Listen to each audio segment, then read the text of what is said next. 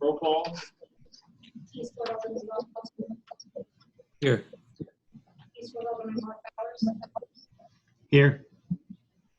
Mayor Robert Williams. Here. Westwood Alderman Vicky McDonald. Here. Westwood Alderman here. Please stand for a moment of silent prayer or reflection, followed by the pledge of allegiance.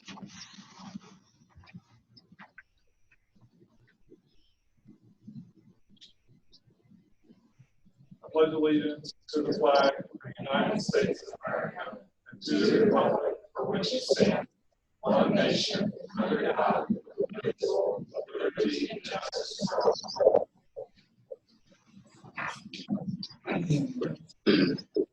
All right, you should have the minutes from May 28th.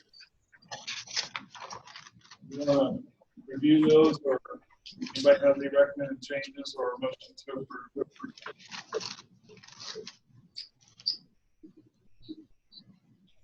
I move to approve. Motion is the other changes necessary. All in favor? Aye. Okay, expenditures.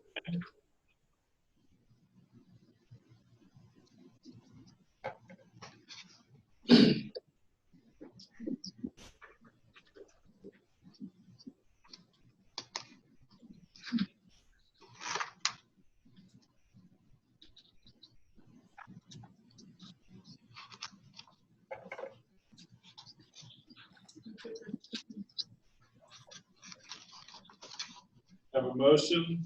Second. And a second. Any recommended changes or questions? All in favor? Aye. Aye. All right. Unfinished business. We have a COVID-19 update from Fire Chief Michael Taylor. Okay, so top, everything everybody has a copy of at the top of the documents, kind of the same day's numbers. So right now, CDC is reporting 1,994,283 cases in the U.S., of which 20,440 are new within the last 24 hours. There's been a total of 112,967 deaths thus far, of which 834 deaths are new in the last 24 hours. Currently, Missouri is reporting 15,390 cases and 860 deaths out of 259,040 persons tested. 113 out of counties in Missouri are now reporting cases. World Health is reporting 7,273,958 cases worldwide, with 413,372 deaths and 216 countries. Currently, we have had 18 cases in Webster County. That's out of 1,203 persons that we've tested. Currently, only one of these patients is still ill, so we have one active case. Last report, it appears that he will be medically cleared next week. So as long as we don't pick up another case, it very likely could be at 0 in Webster County next week. Along with that, we've got 2 pending results and 4 being monitored in the county. And still, this time, thankfully, no deaths in Webster County. Cases in Webster County are, I guess, went up 1 since I last reported. It was 17, now 8. Everybody else again has gotten better. You'll notice Cleve, although they were 0 for a long time, has jumped up to 8. And then counties around us, right, is at 14. Douglas again at 0. And I believe that they now are reporting 3. So basically, all the counties around us are reporting something. Cases by age range, under 20 is 793, 20 to 29 is 2,333, 30 to 39 is 2,248. These are in Missouri. 40 to 49, 2,281. 50 to 59, 2,542. 60 to 59 is 2,159. And of course, our 70 plus population is the highest. 3,024. Deaths by age range, we're still 0 in the under 20, 2 at the 20 to 29, 3 at 30 to 39, 18 at 40 to 49, 50 to 59 year group is 54. Our climate at the 60 plus population, 60 to 69 is 131, and 70 plus 652. By biological sex, men 6,994 cases, females 8,288, and 106 of those have not been stated which gender they are. Some assumptions, the things I've got highlighted there, underlined, are what is new. Now doing 8 to 12,000, averaging 10,000 persons a day testing, with approximate 2 to 3% positive rate. That's, they're looking at the numbers. We're still at 100 plus cases per day increase. Majority of the deaths in Missouri are in or from nursing homes. As for the task force, again, underlined, we discussed and developed guidance regarding public gatherings related to holidays such as parades, 4th of July events, and those recommendations, best practices, as attached to your document, should have that.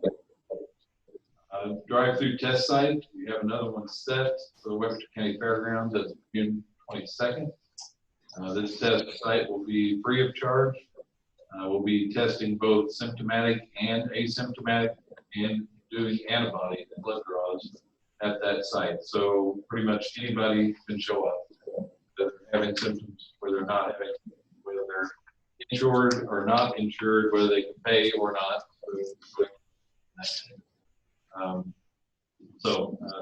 Could be a rather busy day. The community information remains the same as it was. State actions since last briefing. This was as of 3 o'clock today. Governor Parsons announced that Missouri will be moving to phase 2 and has lifted all orders and restrictions effective Tuesday the 16th of June. There will be no longer any state orders, regulations, or restrictions. He also extended the emergency declarations through December 30th, 2020, so that will give the ability for federal funding and assistance. I'm not familiar with any actions at this point. As far as my office, we've been many conference calls with Parsons, of course, the COVID-19 task force meetings, daily briefings from multiple agencies, countywide fire chiefs, testing site meeting for the set up the drive-through testings, recommendation on reopening public buildings, participated meeting regards to CARE Act funding, on reopening the sports program, school, provide input on the Marshall Parade fireworks display. Prevention measures remain the same. As far as recommendation, I would recommend to the board that we consider holding steady with the adopted guidelines that recommend in place until such time as the task force has had time to review and discuss the governor's action and make recommendations regarding best practices. So, and it came about at 3 o'clock today. We had no idea that that was going to be his action. So we'll be meeting Tuesday and taking up how we're going to get our best practices guys and make further recommendations. And then I would ask you to consider adopting the task force recommendations regarding holiday celebration, specifically regarding the upcoming parade. And the document here is attached. Go over that, as read that.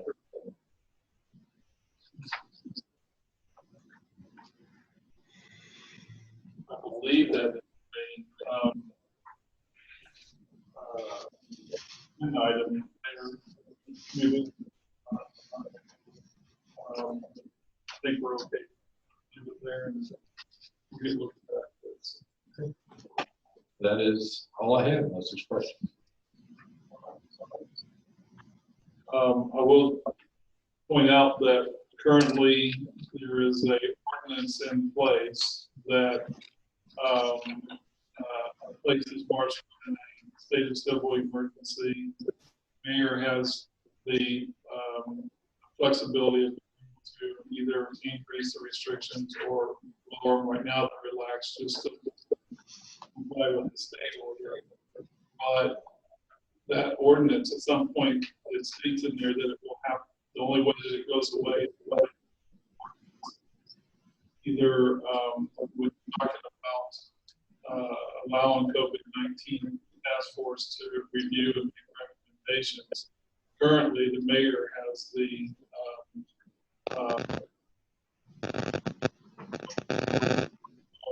reacting to that until there is another ordinance that removes the ordinance that's in place. Is that correct, Paul? You are. That's the way it is. So. Yeah. At some point, people want to take it away if they're not happy. Yeah. It looks like the questions is keeping the civil emergency. Okay. Which really puts it into the mayor's prerogative to obviously do consensus with the board, raise or lower those restrictions. Okay, thank you very much, Michael. And we have Mark that's going to give a full update then.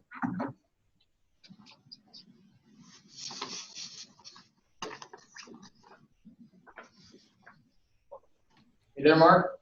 Yes, absolutely. So an update on the pool. Quite a bit's happened since the last time that I gave an update. We have had the paint subcontractor out to the pool to make necessary paint repairs. That painter finished up on Friday of last week, and so there were 7 days of cure time before water could be put in the pool and that paint could be submerged. So we are just about to the end of that 7-day time period, and the contractor for the Vortex play structure arrived on site on Friday. And that contractor has, I met them out there along with Jason Hill from Westport Pools to inspect all the pieces that came back. And there was not a blemish or a scratch or a smudge on any single piece that we inspected that came off the truck.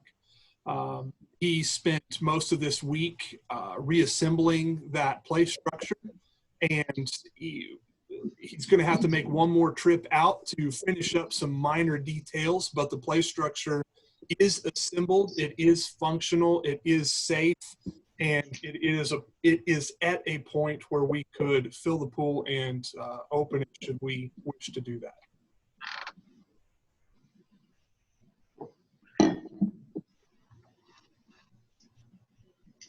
So,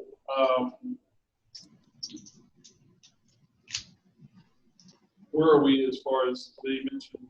Where are we as far as Mark, did you hear that as far as a recommended date for opening? Recommended date for opening the pool, that's going to depend a lot on the next item on the list, which is the opening an agreement with Westport Pools and getting them scheduled to come out and de-winterize the pool so we can get it refilled and chemically balanced. And once we get that done, we'll be able to put lifeguards in there and do a lifeguard training. And at that point, we would be ready to open. Mark, it's Rob Foster. Yes, sir.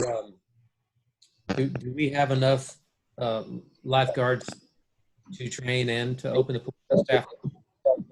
Yes, sir, we do. We've been recruiting lifeguards for a while, and we have plenty of lifeguards to open the pool and staff it appropriately.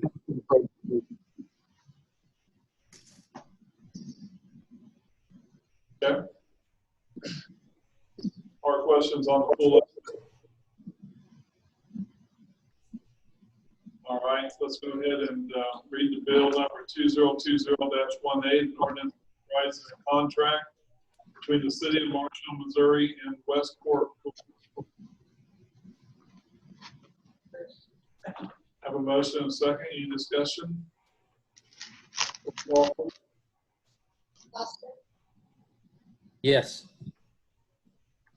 Powers, Yes. Montgomery. Yes. Yes.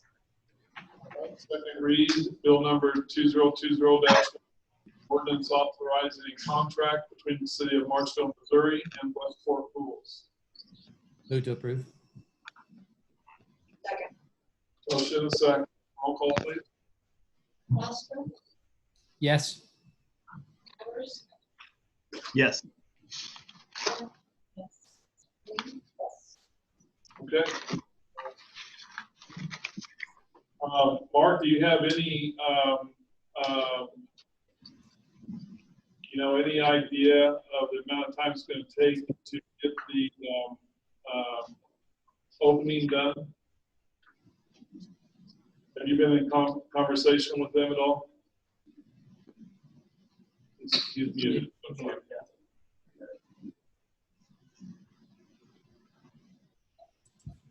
Okay, yes, sir, I absolutely have. In fact, I met with them earlier this week, and Andrew Denneman, which is the head of their service department, was looking over his schedule, and he said he'd probably be able to pull some people. They're pretty busy because everybody's trying to get their pools open now because they opened late, but he would pull some people off of a project as early next week to come out and do this for us.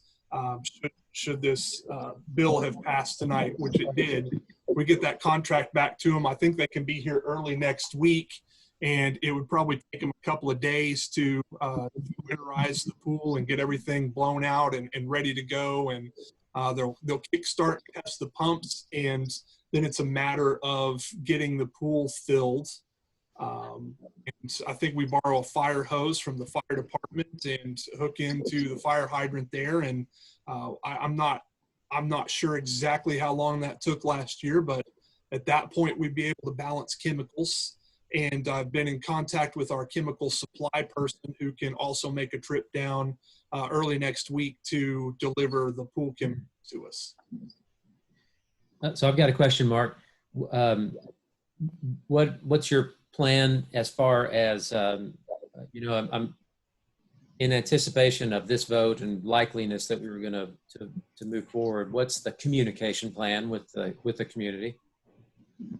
Well, I think once we can settle on an opening pool date that we, put it out there in every way possible. I was hoping to maybe get a banner put over, the place where the banners go over the square there, and get signs posted in social media, and in every way that we can get it out there, we'll get it out there that we're going to open, and we'll try to get the community informed as best as possible.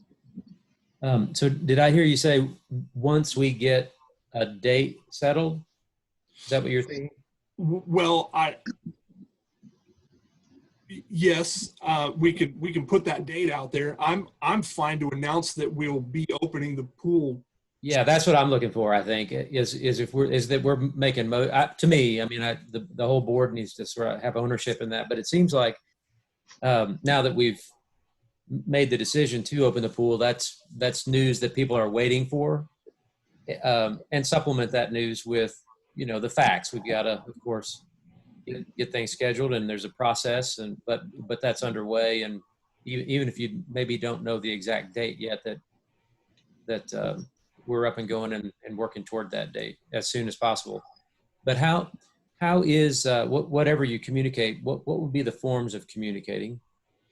The main form that we communicate now is via Facebook. We've got the park's Facebook page, and we do posts there. We can pin it to the top of the page. We can change our picture, our opening picture that they see at the top of the page to say something about the pool opening soon. This is kind of an open question for anybody who knows, is there a place on our city website that it could be posted as well, or at least direct folks for updates there to the Facebook page? just to sort of try to cover all angles. There are a lot of people that are wondering, and so now that we have something underway, some positive news, we ought to try to make sure we push it out there. Yeah, I mean, that's a note that can be placed right on the front page. It could certainly be a message put on that.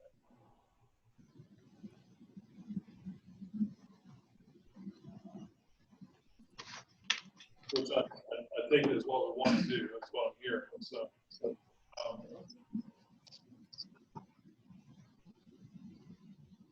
okay. Anything else? All right. That'll be fun. Next item is a update on the construction projects, and you also have in your packet, and I believe Monica made a couple extra copies. I'm not sure, but after your financial reports is a report showing certain information that goes all the way back to 2010. I just kind of feel like it's important that, whenever one administration is going out, you get kind of a report of how things went throughout that administration. And so Monica has her financial information there. Probably one of the reports that is there is changes in net position, so you can kind of track where the city is, balances and funds there. I just look at that, and it really is a interesting bit of information to have. And also update existing projects that we have. Yeah, and so I'll try to keep it about a 5-minute video drone footage. So jumping to the I-44 interchange, right around the 30%. Sam, can we do something about that? I think it's just echoing. You have everybody mute.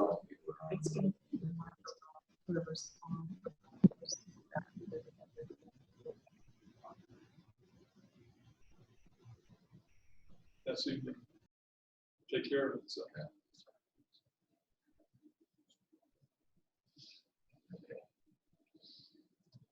Okay, so like I said, we're right at 30% completion. They have they've started to. Oh, now my PowerPoint is decided there. Basically, they've really got a long ways on the west side. They're kind of waiting on a bridge crew to come in. They have here to the exciting part. And as you can see up there in the top left, you can see their borrow pit.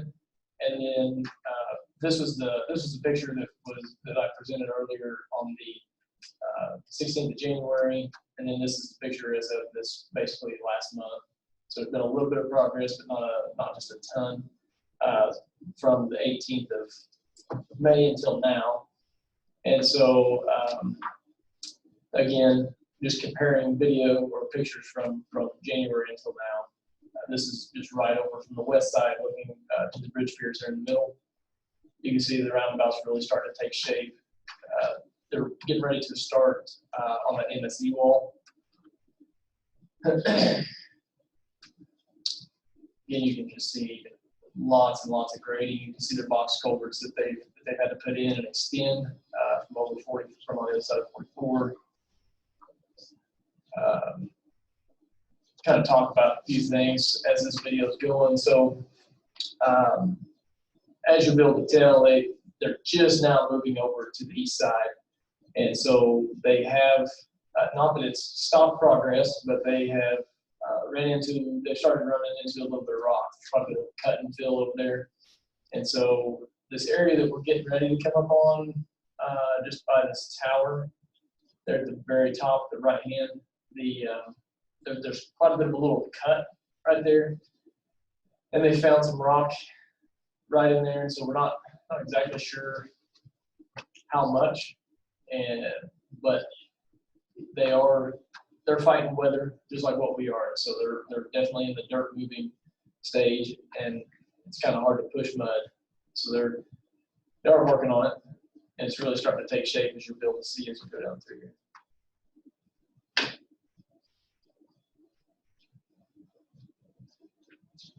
They're thinking they'll start on the water line casing before too long. I've got an update. Mel's also on here. I've got him unmuted, so Mel, you can kind of chime in anytime you want to. But we're getting closer on the sewer line, on the sewer lines for the casings, and finding the exact pinpoints and elevations on those as well.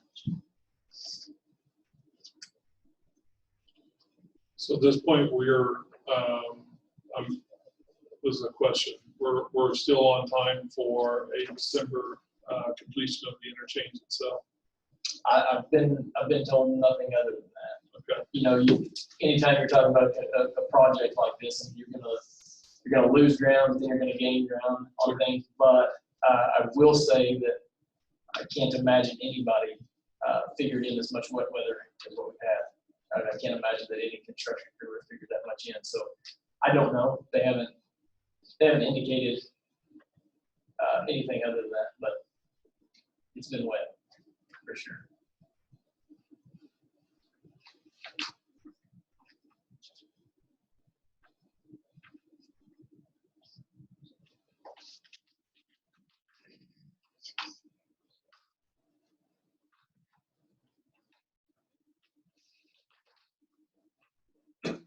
Somebody needs to fly a little faster.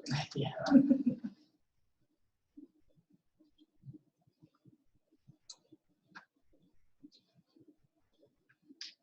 We had the picture. If we had the last footage versus this one, on here you'd see how drastic those brush piles have reduced since last time. You know, they were pretty good size last time we looked at it.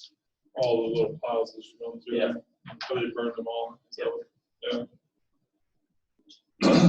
It's gonna be interesting. Yeah. And what about the area? Of course, this would probably show some of it, but Route 66 Park, is that starting to get defined a little bit? I know they put in the tunnel, did they not? Yeah, you'll see it. You'll see right at the very end. You'll see them fly over it, and they'll pan up, and they'll give you a straight down angle of it where they've kind of cleared it. It's not taken full shape yet, but you'll be able to distinguish kind of where it's at.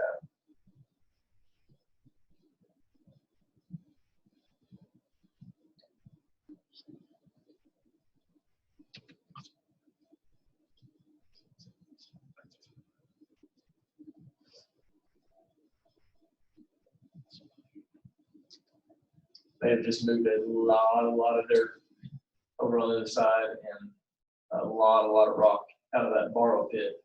They wound up hitting a lot more rock there than dirt than what they thought. And so they utilized it out of that borrow pit, and they basically broke it up and crushed it up and used it, which worked out really well for them.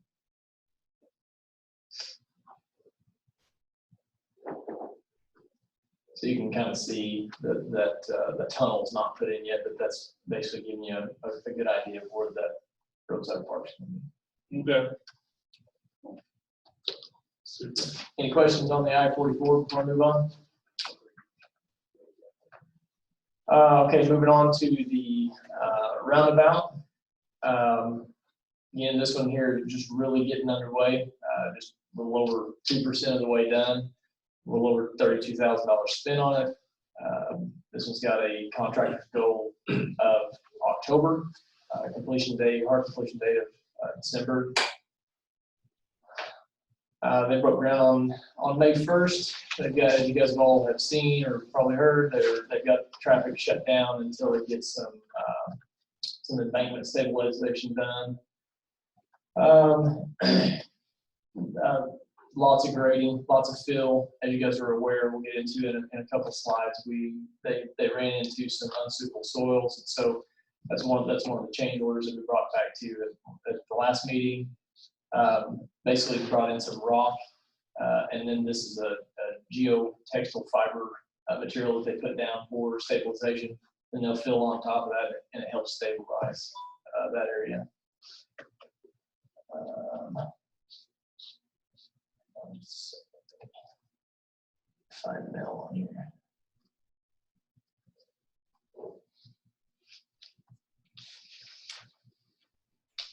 There's Mel. Yep. There we go. Mel, jump in here anywhere you want to on this. Basically, there'll be a detour for a while, like I said, until they get some of those embankments stabilized on the north side of CC. There's been the 2 change orders, basically the reduction of the water line. We took out some of the water line. We went back and we put more in. We had to put a little bit of additional funds in for the subgrade. This kind of wraps up why. This is what they've been fighting the whole time, just water. And, it's kind of down to that floodplain, so just trying to divert the water and get that subgrade stabilized. We've done this part in summertime, probably maybe been able to avoid some of that. But anyway, it's just really bad. Now, you have anything to add to that roundabout project? No. As far as we know right now, we have enough in that change order for the subgrade stabilization that we're going to need. There's no guarantee because, we don't know, but as we move forward, but right now we don't see any more. So. Okay. Any idea how long banding will be closed? I don't. You have an idea? Yeah, I don't have their schedule in front of me, but I can get that to you, Mayor. Get that to our next mayor. I did talk to him today. There was some trouble with people kind of going around the detour sign up there at Pine Ridge and Banning, and so putting a little bit more signage up there will help that. But again, that's a traffic control plan that has to go through MoDOT. It's not as simple as us just going up there and snapping the signs. Just real quick on the downtown square project. Obviously, all of you guys know we've been in conversations with Works and approved a intergovernmental agreement with the county for a 50-50 share on that project. The preliminary engineering has been done. The survey crews will go out and start their work as soon as they get done with the sewer extension project that you guys just approved out on for the interchange area. So Mel basically pulled all of his manpower and all of his labor to go out there and get that done so that we can meet the HR Quadri's timeline, so we know if we could hit those target dates and those target areas for the casings. Looks like we're probably going to get this project bid out in mid to late July and projected to be completed by November 1. That's that paving window that we try to hit. Project estimated cost was $359,000, not including the in-kind labor and equipment by city and county forces.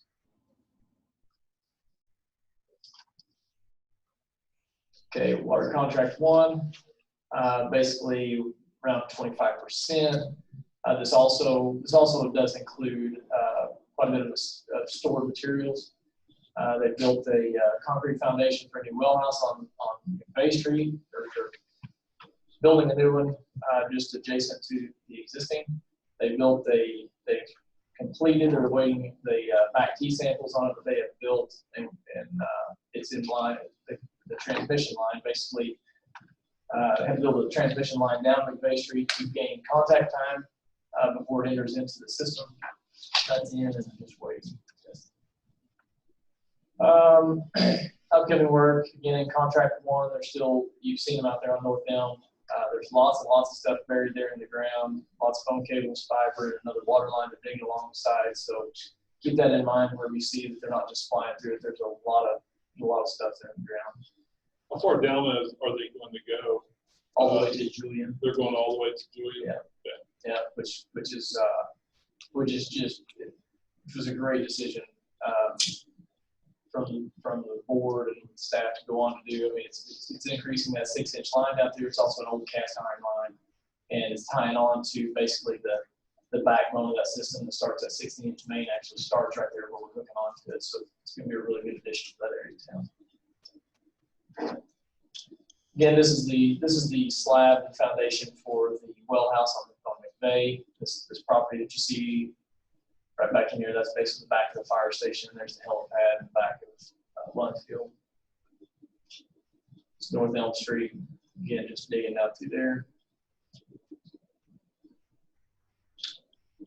Onto the more visible contract that you guys have been able to see over the last few weeks. If you've been over on the east side of town, north side of town, they're around 70% complete. It's a $1.8 million project. It's been basically paid around 1.3. They've erected the tower. They've got most of the welding done on it. They've completed there was a lot of modifications due to the Blue Jay Tower as well. And so they've got all of those done. There's a few minor things that they've got to button up, but that tower has been filled and put back in line as far as I know. So it's dual pipe now? Not that one. That was the one where there were some tank modifications, basically some plumbing at the bottom. I'd have to, we've got some mixers in there. Basically that one there they get mixers to keep that water circulating in that one. There was no well at the base of that one. And so really wouldn't be an influent and effluent on that one, right? It would be water pushing it up and then taking it back out. And so there was not dual pipes in that one. But there was some ventilation work and some lid work and some internal plumbing.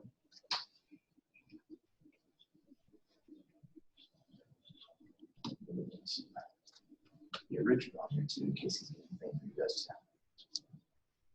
And so I don't have.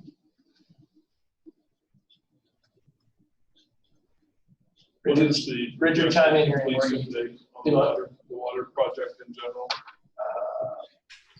It's this summer, right? Richard, do you remember what the completion date was on these projects? Not just exactly. One of them was like in late November, I think, and then very final completion was like February into January on it, and the other one was like a month or two behind that. I think all of them. I think their goal was December, was 2020 with the hard deadline. Yeah. I think the hard deadline. I think the latest hard deadline was either March or early April, one of the two. I think a lot of that had to do with the same thing they're looking at on the interchange was the seeding and getting the vegetation back in the growth. Right, so they need to get back to the first year. But the square project is not going to take that long once it starts, correct? That's No, the square project. I mean, Mel and I have had several conversations about how it's going to go. We're going to have to have a pre-bid meeting actually with the county to see how it's going to look. But I anticipate that would be rather quick. Depends on how we wind up bidding it out, but I think that it just depends on what we can work out with the contractors in the bid and be reasonable on the price as far as not having them come back multiple times. I think that you'll see that one done 2 to 3 weeks max. I think we're not going to have much of a choice. We just don't want to get wet weather with it. We don't want to get water into that subgrade, so it's going to have to be a pretty quick turnaround. Once we start, the crews are just going to have to go. It's just how it is. But like I said, this is the bonus one or the most visible. Just some really cool pictures. You guys have really plugged along, getting this thing put together. Painters will be moving in the next few weeks, which is why a little further down on the agenda, we'll get into the paint and logo and schemes on that. But really just some cool pictures. It really looks pretty good in my opinion. Whenever you kind of come through town, and it kind of sits in that horizon pretty good. It sits on that lot pretty well. Water meter replacement project. There's not a ton to report on this one. It was a $727,000 project. We've got approximately 400 of them changed out. Those were the ones that we were having problems with that were all manuals anyway. There's been a pretty big delay due to the COVID-19 in some product, and the biggest hang up right now is the training. There's some training that needs to take place here internally but their crews, they haven't turned their employees loose to come and do the training yet. And so that's kind of a big hang up on that one. As we talked about before, estimated completion time was around 6 months for our city crews to do that. Still feel pretty confident on that if we can get the training. The problem is if we start putting those meters in without having the technology in to read them, then we're going to start reading all of them manually. And so there's kind of a happy medium there to get them done. Onto the bypass elimination project down to the treatment plant. We're around 20% complete. Again, these guys, treatment plant sits in the lowest spot, and they have definitely felt the weather as well. It's very wet. Working through treatment plant's very interesting. Whenever you start working through it, and there's pretty technical, and so working through several things. One of the biggest challenges with this project, I mentioned early on that may very well see a change order come back to the board for something. There is right at the headworks where all of the inflow comes into the plant. There's a point there where they have to take that out of line for they're hoping 2 to 3 weeks at the longest point. At that point, they're bypassing everything, and so everything that our screens would normally catch, that'll be bypassed, and it'll be sending into our plant if it's not done appropriately. Now, Branco is supposed to be putting us plans together. Basically, it's for us to approve of how they're going to eliminate that. That's what we're working through, and that's where we're kind of coming into some challenges of how that's going to work. And so, should know more about that in the next few weeks to come. They have made some ground down there, even though it's been pretty wet, and some of those pipes are fairly deep. But they built a new pump station, basically taking care of the bypass so that they can cut that bypass off where it goes into the stream, take it over from the stormwater basin, and then pump it on down to where it's going to blend before it goes out. This is the top of that structure, that pump station that I'm talking about. This is where our pumps go down that will actually pump it on down to the boiler station. There's some conduit, electrical conduit, a lot of electrical and fiber stuff going on down there. This is the pump line coming out. That area right here, this structure right here is that new pump station that we were talking about. Onto the sewer expansion. Nelly, you jump in here anywhere where you're ready. You guys have approved around a $250,000 expenditure for this. Basically, for quite a bit of design and even some final design, not complete final design, but some final design to get down to the point where we could see where those areas would be, what we can serve. This map pretty familiar, so they're about 50% of the way done. We've been in conversations with HR Quadri and told them, kind of our timeline of where we're at to get them some exact locations. We actually have a meeting with them next Tuesday morning, and they're very confident that we're not going to hold them up at the pace that we're moving. And then at some point, Tuesday morning, we'll show them our plan, show them where all the casings need to be, and then from there, we will start working on, Mel he'll give a cost estimate or a breakdown of what the actual casing costs for the sewer, and then we'll work with the HR Quadri to see what they would charge us to install it. On the water side, they did it at no fee. There's going to be several on these on the sewer side. I expect that there will be some fee. However, they did say that they would try to keep it minimal because they'd really like to get it done for us. And again, this is just kind of an outline of Mel, I don't know how much detail you want to go into this. I'll let you take this page if you want to, or if the board wants it more in depth, then we can go wherever you want to with it. Okay. Well, I'll just say, we've been working on it hard. It's been like bees in the office and in the field trying to meet this deadline. So we've been working hard. We've come up with layouts and worked both in the office and on the field for every line that we've talked about. One thing, the only real surprise that we've run into is can you show them the borrow area, Sam? Yep, right here. Yeah, so the borrow area, for the interchange is right where we were wanting to build that sewer. And so we're working to make sure that we can still get that sewer through there because they've lowered the grade so much for that. And it's not detrimental if we can't, because there's two different ways we can sewer that area. So what we would do is we'd basically cut that zigzag line short and then run a straight line in the valley below. So we've got a couple options there, so it doesn't really kill the project, but that was an unexpected thing that we found. We knew that they had a borrow area, but we did not know that it was right where, you know, we'd been planning to build this sewer. So that was kind of a surprise. But outside of that, there's no surprises. One thing that I will say that has worked out really well is we've been meeting with your staff every week since we started this. It's only 2 weeks, but we've had 2 meetings. We're getting ready to have our third. And we've just went over everything that we're doing and every line that we're designing.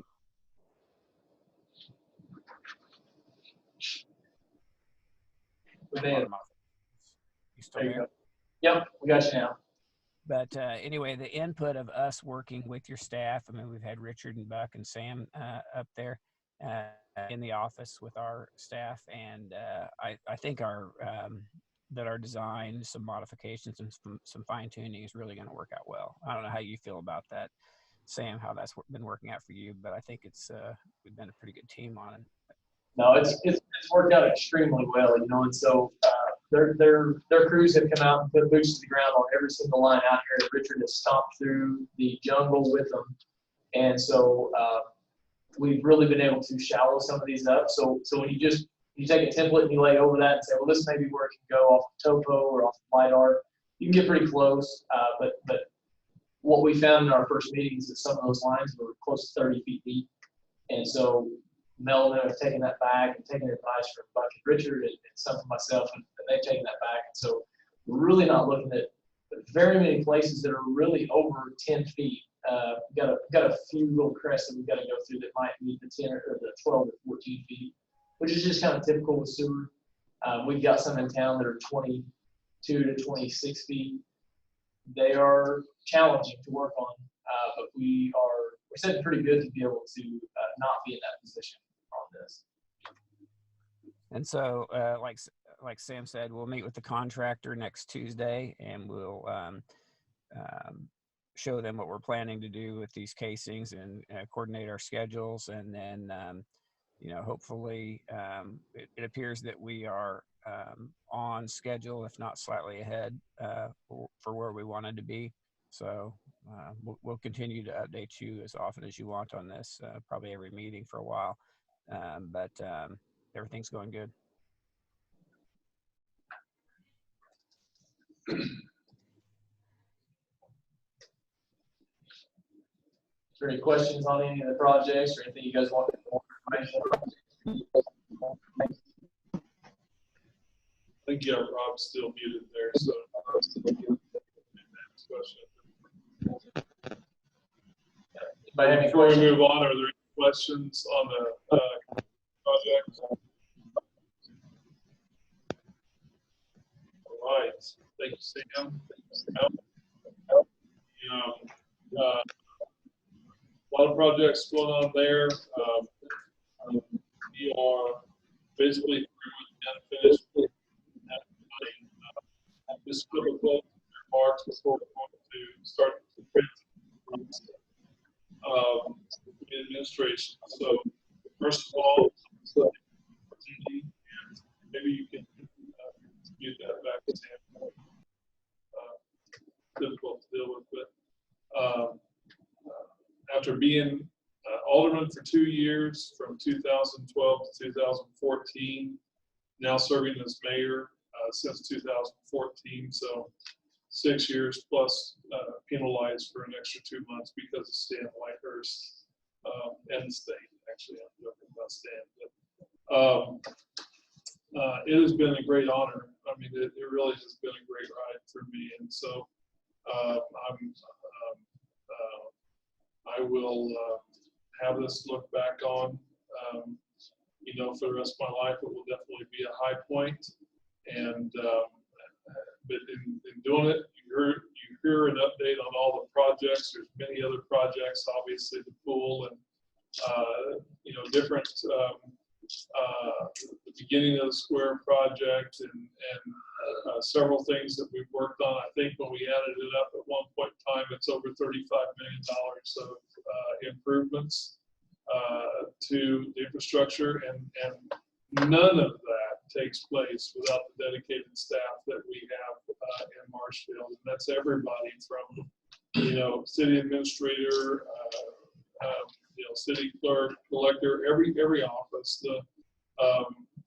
They all work together so well as a team. They do their, they do their job, but they work together as a team and a collective. They trade ideas. They do what's necessary in order to get the job done, and they always come through. And I just want to say thank you to our city staff for always being there, during my time. And I know that these types of meetings are difficult to really do, to do this well, but I don't want to leave without extending a thank you. I did put a letter in the paper, and then also on Facebook. I would ask you to go look that up and read it. I'm very appreciative, sincerely, for all that you do. And I'm also, I would include in our Board of Aldermen, going back, Champ Heron, who actually started out with me on the Board of Aldermen. He and I were elected at the same time. And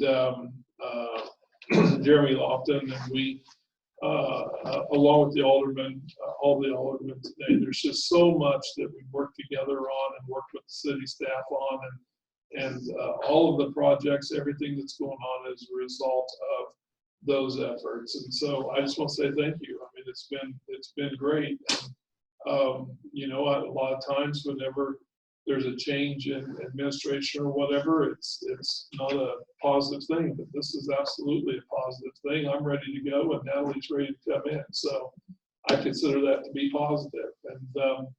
And not only that, but Natalie's been coming alongside of our administration. She's been walking along with the city now for, I don't know, what's it been, almost 2 years, it seems like, right?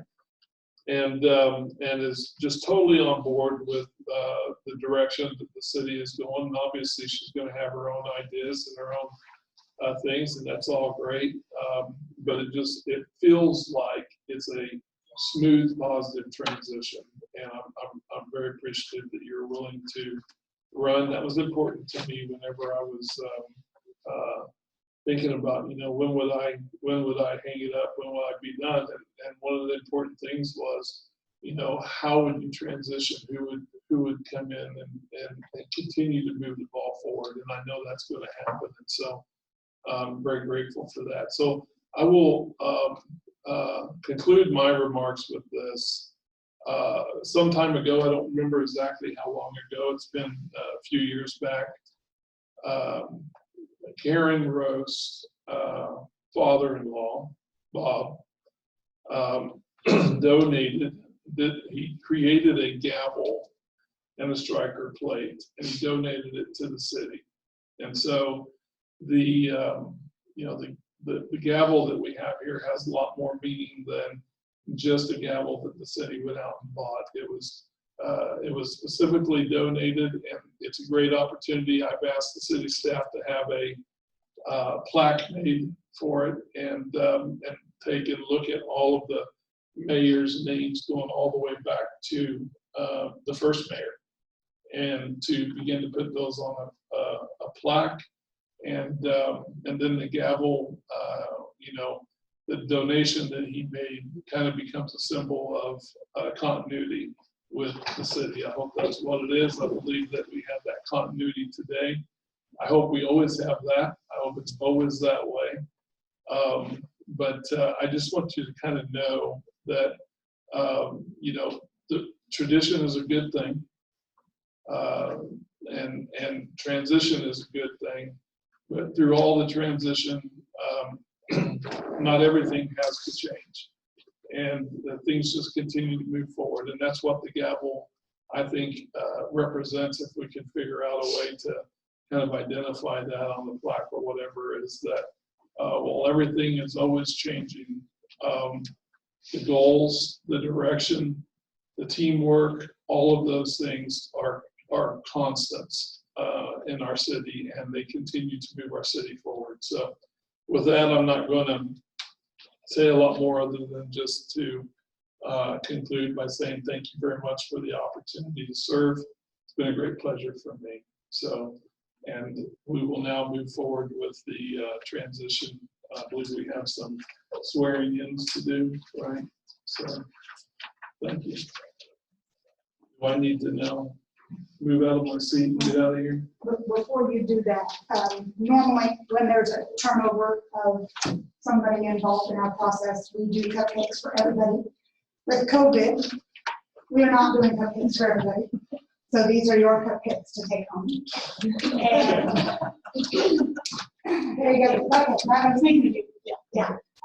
But seriously, thank you for your service and your sacrifice for the city. I know it's not only a sacrifice, a personal sacrifice, but also for your family. So thank you for letting us use his knowledge and his leadership for the countless hours that we kept him here. And I look forward to the next part of this journey. Thank you. All right, how does this go? Well, normally certify the election results and then we swear in. Okay, so let's go where we swear in, right?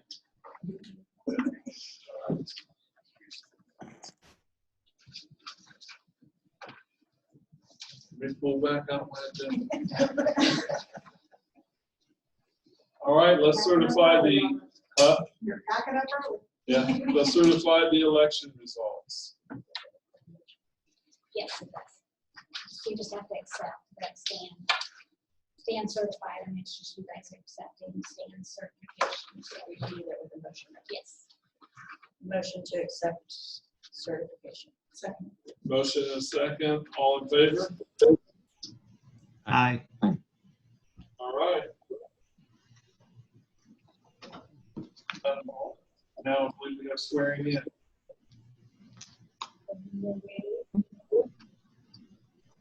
I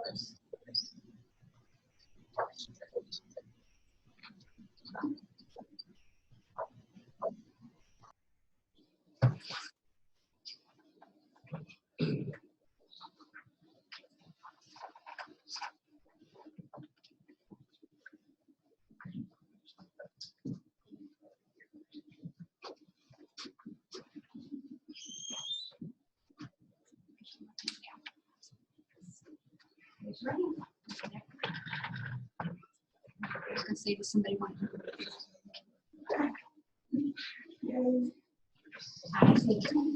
I, Natalie Beth, do solemnly swear and affirm that I possess the qualifications prescribed by the law for the office of mayor, and that I support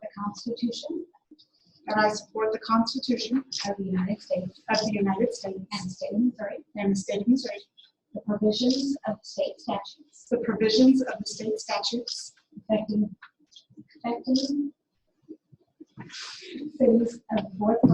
affecting cities of the fourth class, and the ordinances of the city of Marshall. I shall faithfully conduct myself while in office.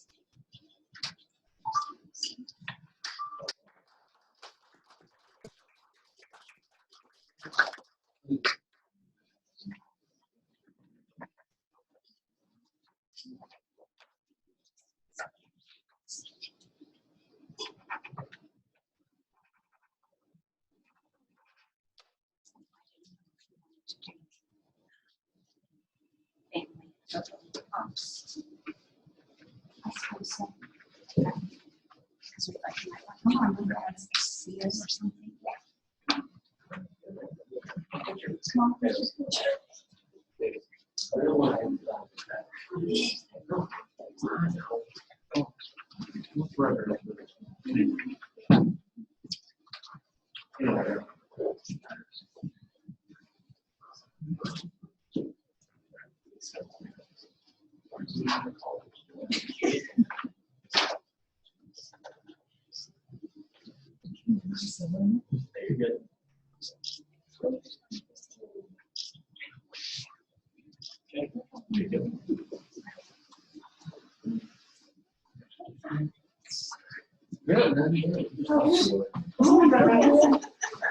I'm good. Oh, don't stop me, Grandma. I don't have a tongue anymore. David, So close. 1, 2, 3. Look at me. I'm sorry. We'll put it on Facebook. Okay, He's there you go. become part of the wall. This kid getting further I want back. to get a picture with you, but Sounds great. I want to hand it to you. It's gonna be a hand. All right. Shake with your right, bake with your left. Here we go. I will let her know. Leon, you. All right. Congratulations. Thank you very much.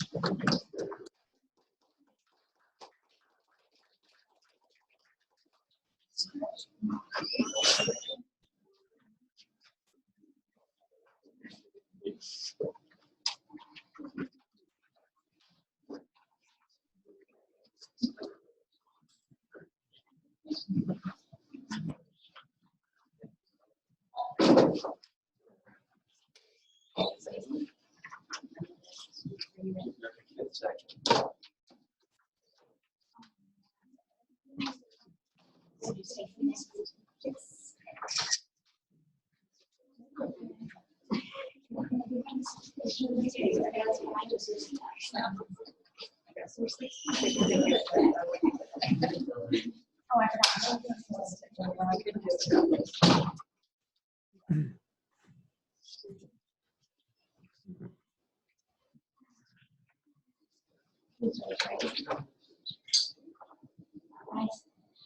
I, Susan, I, Stacy Louise Lee, do solemnly swear do solemnly swear in her that I possess the qualifications that I possess the qualifications prescribed by the law prescribed by the law for the office of Westward Alderman, and that I support the Constitution and that I support the Constitution of the United States of the United States and the state of Missouri, and the state of Missouri, the provisions of state statutes the provisions of state statutes cities of the fourth class affecting cities of the fourth class and the ordinances of the city of Marshall. and the ordinances of the city of Marshall. I shall faithfully conduct myself while in office. I shall faithfully conduct myself while in office.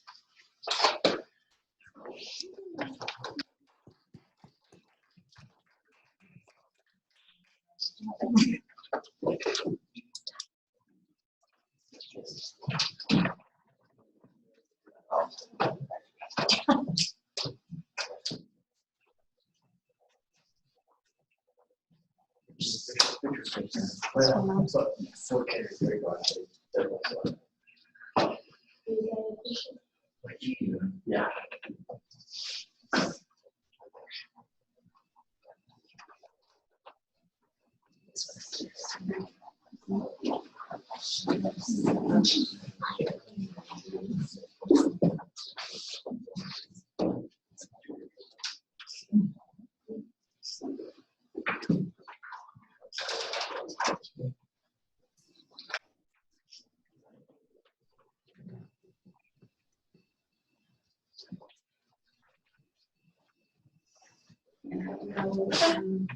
Rob? Do you want to, you look like you're going to say something. So do you mind if I just read it? Do you necessarily have to dictate it to me, or may I just read it? As far as I know, She and, enjoyed it. okay, does he need to raise his hand or anything like that? He can do that. He can raise that on the screen. There you go. I think, okay. My hand. Works for me. When I'm looking at it, it looks like a left hand, but it's my right hand. I, Robert S. Foster, do solemnly swear and affirm that I possess the qualifications prescribed by the law for the office of East Ward Alderman, and that I support the Constitution of the United States and the state of Missouri, the provisions of state statutes affecting cities of the fourth class, and the ordinances of the city of Marshfield. I shall faithfully conduct myself while in office.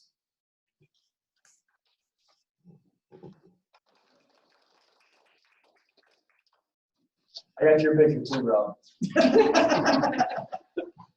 Got to smile. Okay. Let's move on to recommendation to appoint Mayor Pro Tem for one-year term. This individual will serve as mayor when the mayor is unavailable. Most likely this would be daytime hours because I do work in Springfield and would be unavailable to staff in the event they needed a signature. Would also preside over meetings. Do we have a recommendation? I recommend we stay with Stacy Lee as our mayor pro tem. Okay, a recommendation for Stacy Lee as Mayor Pro Tem. Is there a second? Second. All right, all in favor? Aye. And approval of 4th of July events. And I believe we have Chamber of Commerce online.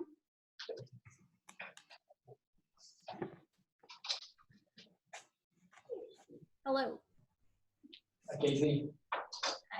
Thank you for letting me speak today. So we are coming to you to request that we close off the square on the 4th of July, and we have provided you with an extended parade route to allow for social distancing. And the parade will be on Saturday, July 4th, line up at 8. The parade will start at 10 a.m. And then I've provided you with the parade route and then the turn-by-turn directions. If you notice the turn-by-turn directions that we've proposed, it says turn left onto St. Charles Street. That would actually be a right. It was the way I drew the map on my program that caused that. And then we would also like to still do the fireworks at the fairgrounds if possible. The chamber purchases those each year, and we still have those purchased if we can still do that. I'm in favor of that. I'd move that we would approve the parade route and also the display of the fireworks. Motion and a second. All in favor? Aye. Aye. Thank you very much, Chamber. Thank you. On to car wash permit charges. Sam and Rick, I believe you're presenting on this. I'll kind of kick this off, and then I'll turn it over to Rick. We also have Brian Templeton, the owner of the new car wash, on the line too. Let me get him started off here. Get him up here. So a little bit of history. So in 2008, there was an adjustment made to our capacity fees. Other towns call these impact fees, but we determined those, the definitions, capacity fee. Basically, it is the capacity to our current system. And so within that, it is specifically called car washes. Templeton he's been through all of the necessary legwork and all the necessary procedures that he's had to do as far as going through P&Z for conditional use. He got a site plan approved. Immediately after that, Rick was building permit. And so Rick came and talked to me. And so with the changes that were made to the 2008, it brought his building permit to $49,000 and change. 45 of that was due to the capacity fees. Realizing that was a little high, that we reached out to Brian, called several towns. We got some example and some permits that he's pulled from other towns to see what they would pay for something similar. And so with that, I'll kind of turn it over to Rick. Basically, as you can see, you guys all have a copy. All of our charges, what's our capacity pretty high. And I called Ozark. We could find Nix online, Willard, Republic, Rogersville, and then I called and talked to Bolivar. Reviewed all of their fees, and we just kind of looked over our code again. In our code, we have a first stall basis, but it's for recycled water. Well, let's see what it would look like with just using it $1,200 per stall for the car washes. And when we got down to it, it was about $12,000 as well. So we come up with. That's kind of where we felt that we should fall. Talk to Brian again, and I think he's got some comments he'd like to make on that subject also. Brian, you want to add anything? Okay, can you hear me okay? Yep, we got you loud and clear. All right, good deal. So I accomplished that. So greetings from Northview, Missouri here, where our internet is pretty spotty. But in any event, what I want to bring to the audience here is we're going to close down our current car wash, and currently we have 3 bays of self-serve and 1 automatic. The new proposed site that we're going to build has an additional 1 bay of self-serve and 1 automatic. That automatic is a lot more efficient and only going to use half the water that our current automatic does. So when you look at the sewer capacity that we're going to be introducing to the city sewer, we're only introducing to half of an automatic and 1 bay of self-serve. So I guess I'm looking for some lenience there, that we're not proposing a new site along with other sites that are in town. I'm actually going to close the site down that has a capacity that's reaching out to the city. Our 12-month maximum capacity of water right now is 130,000 gallons. So it's not, it's not really a high number compared to other sites we have. We're hoping it'll get larger and we'll have more washing going on and so forth. But as we walk through the various steps here with the guys, my last project in Bolivar, for example, was less than 4,500. So that's the last thing I know. That particular site has an additional 1 bay of self-serve and 1 more automatic. So this particular site will be less than that. Going down from the $40,000 mark to $12,000. It's getting there, but it's still, in this case, I'm closing the site down, building a new site. Eventually there'll be a transition there. So 1 more bay of self-serve, one more automatic. Okay, I think the permanent fix for this situation, the capacity fees are actually set by a separate capacity committee that is basically defunct. It was last established, I think, now in 08. Hasn't met since then, so we will at a later point be appointing some people to that committee and getting them back together to address the situation long term. But we don't have that amount of time for this individual to get going on the project. So basically, tonight is a waiver from the Board of Aldermen for an amount of fees. The staff recommendation is in the packet. And we've heard from the owner. Is there any discussion on board members or?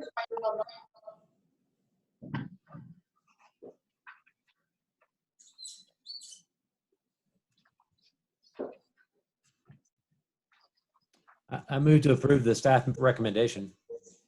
Second. Okay, motion and second. Further discussion? All in favor? Aye. Aye. Okay. Is that what you need? Okay. Okay, so the board has approved the staff recommendation which puts the grand total of permit at $12,080.76. So that was using the first instead of the per square foot method, which is required by our.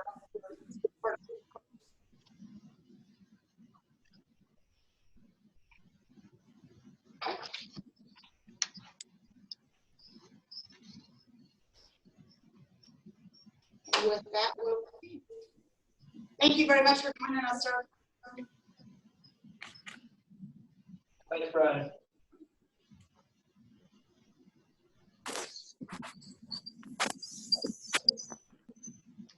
Appointment of city attorney. I recommend reappointment of current city attorney Paul Lee. First and a second, any discussion? All in favor? Aye.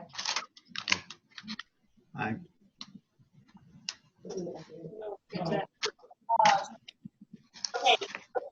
One thing that I've added here into the is that every appointment is supported by, which is actually Natalie, having a hard time hearing you. okay. One procedure that I'm adding to the appointments in the past is that each appointment is supported by an ordinance. The ordinance both verifies the appointment, the term, and the compensation. This is required by both our current ordinances and state law. So from here, after we accept the appointment recommendation, I'll read the bill twice and then we'll go to the next appointment. So bill number 2020-28, an ordinance appointing and setting compensation of the city of Marshfield city attorney. Move to approve. Second. Okay, roll call. Foster, Yes. Bowers, Montgomery, Yes. Lee? Yes. Bill number 2020-28, an ordinance appointing and setting compensation of the city of Marshfield city attorney. Move to approve. Okay. Foster, Yes. Bowers, Yes. Montgomery, Lee? Yes. I recommend reappointment of Police Chief Doug Theodore. Move to approve. Oh, you're waiting for the bill, I guess. Motion and second. All in favor?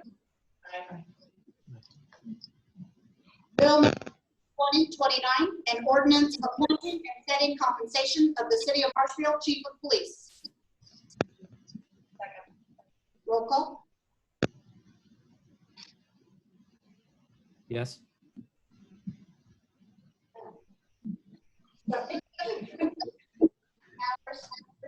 Yes. Yes. It's okay, you're fine. Bill number 2020-29, an ordinance appointing and setting compensation of the city of Marshfield Chief of Police. Roll call. Foster, Yes. Bowers, Yes. Yes. I recommend for reappointment, current fire chief Michael Taylor.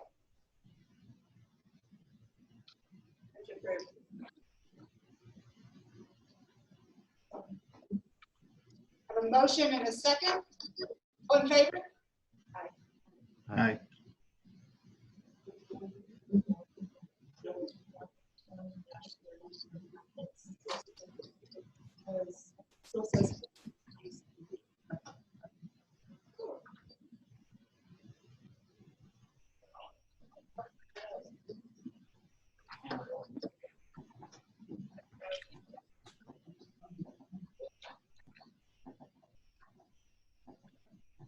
Can you do anything specific for that?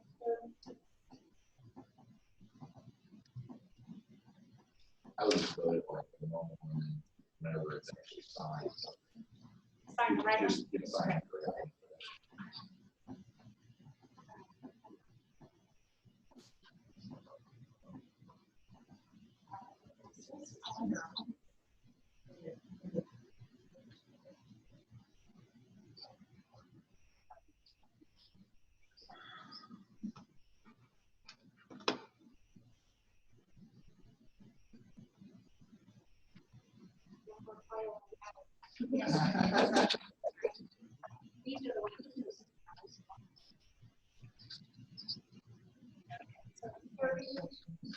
As fire chief and Michael Taylor. So the sign copies. Okay. That's all right. Are you ready? Ready to go, Karen? All right. Bill number 2020-30, an ordinance appointing and setting compensation of the city of Marshall.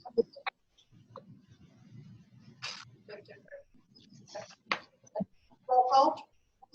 Buster. Yes. Powers. Yes. Ellie. Yes. Yes. Bill number 2020-30, ordinance appointing and setting compensation of the city of Marshfield. Move to approve. Second. Roll call. Foster. Yes. Yes. Yes. Yes.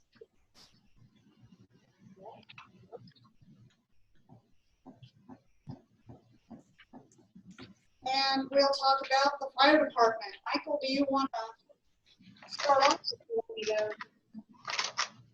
Whichever you prefer. I don't mind either way. Michael and I talked about it today. Okay. And so they're still working through some things. So probably good for Michael to keep that off.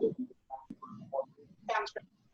So, as everyone in the room knows, we had like June, early June, with Proposition A and Proposition B on the city ballot. Proposition A being to annex the city of Marshfield into the Marshfield Fire Protection District. B was to add a levy for the hiring of time staff and district. Proposition B did pass. I don't know if you've seen those numbers, but Proposition A passed at 64.74%, and Proposition B passed at 58.81%. So the city of Marshfield was successfully annexed. That won't be official until it goes in front of the circuit court. The circuit judge will have to make a final ruling that that creates that district extension. That should happen. Typically, that happens within a 30-day period. I know our district attorney, John Adamick, is working on that. With that, it does put the pre-annexation agreement that was developed in September of 2019 into play. And I don't know if they've got that in front of them or what discussions we want to have It is on in that. the packet. I don't know. Let me take them there. Absolutely. Okay, so we took the opportunity to sit down with Michael Taylor, and I have since sat down with Sam, Karen, and Monica as well to discuss the annexation agreement. For me, who wasn't here when that agreement was made, I needed to have a better understanding of it altogether. But we went item by item. I asked a lot of questions. Sorry, Michael. And we came up with a more or less a city to-do list. Michael has a to-do list that he's working on, and the city staff have a copy of that to assist him in any way that they can. But on top of that, we went through and tried to determine what it was that the city needed to accomplish. So what we have, and I'm going to give these to you in 30, 60, 90, and 120-day terms.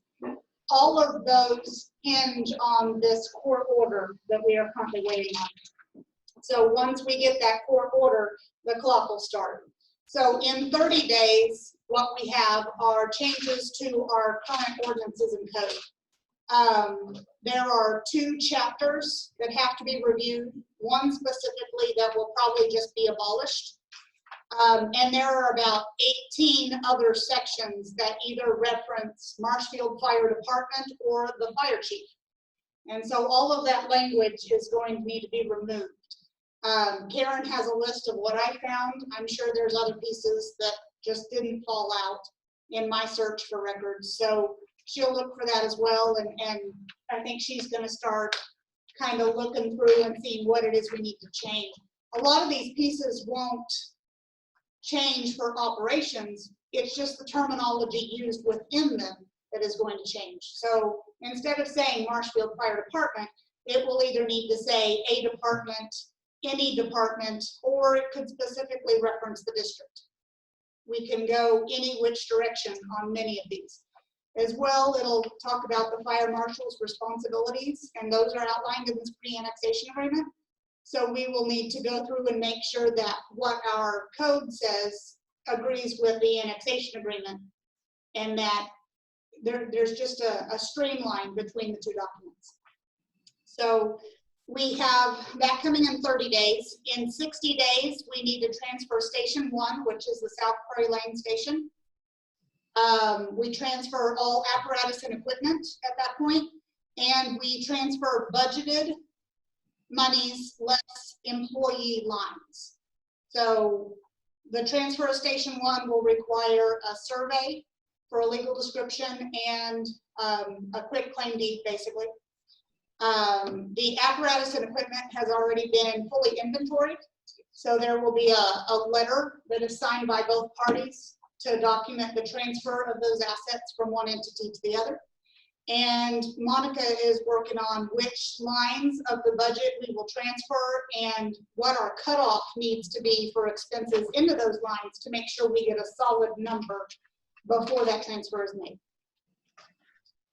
On the 90 days, we need to transfer the McVeigh station, which is the station on the backside of Rotary Park.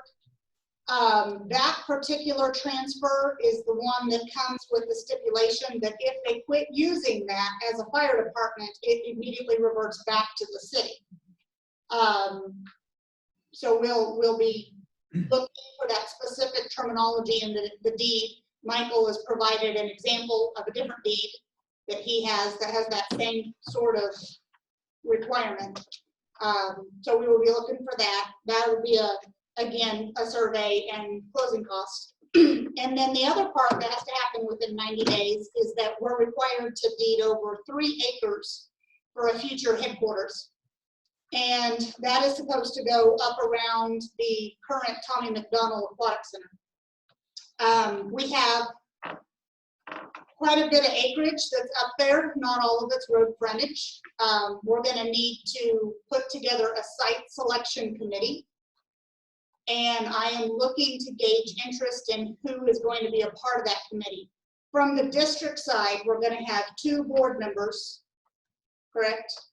And yourself? Right. Okay. So for the district's representation on this committee, we'll have 2 board members and Mr. Taylor. Would all board members like to be a part of that? Would a portion of board members? What are you feeling? What do you think is a fair representation? I will say the funds who have bought this land are parks, sewer, and transportation. So all 3 of those are restricted funds, and none of them have the ability to buy fire department land. So the general fund will have to buy the property back from one of those funds to transfer. So we're going to need to look at that as well. And it's something to keep in mind. But with parks being on there, it may be beneficial that we include Mark Baker or Shawnee Riploval, who's the current chair of the Parks Committee. They have an idea of the best understanding of that master plan, and they may be able to provide some input on the corner that we've been looking at. I recommend Shawnee, Sam, and Mayor, and 1 Alderman at least. Okay. So were you able to hear that, gentlemen? Vicky recommended Shawnee Replogle, mayor, 1 alderman, and Sam Roast. I'd like to see 2 aldermen myself. 2 aldermen is preferred by Stacy Lee. Seems right.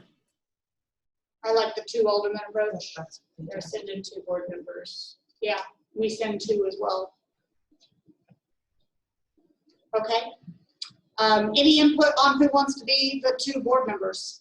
Because we'll need to hit the ground running on this. We pretty much need to have some preliminary sites selected within about 40 to 45 days in order for us to get into pre-development calculations for utilities, water, sewer, transportation, and also for the legal description and survey to be done.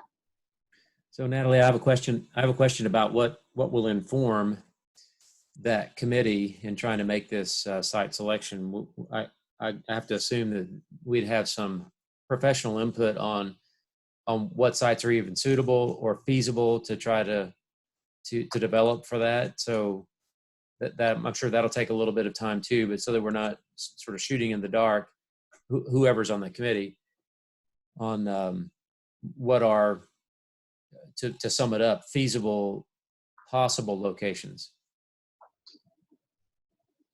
Sam, we have somebody to provide that? As far as recommendations, suitable soils, structure. Yeah. I mean, yeah. And access to utilities and so forth.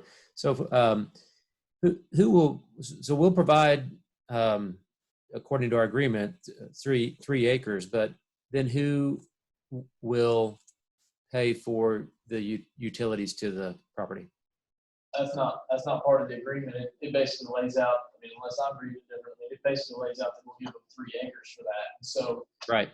What I talked to Natalie about was basically treating this like any other development, right? So what typically takes place is somebody comes and approaches us about putting anything in, right? Putting Burger King in. What we're going to do is we're going to take that and we're going to do a internal development review process. It's going to take into, is that appropriate for that area? What's the lay of the land look like? What's the access going to look like?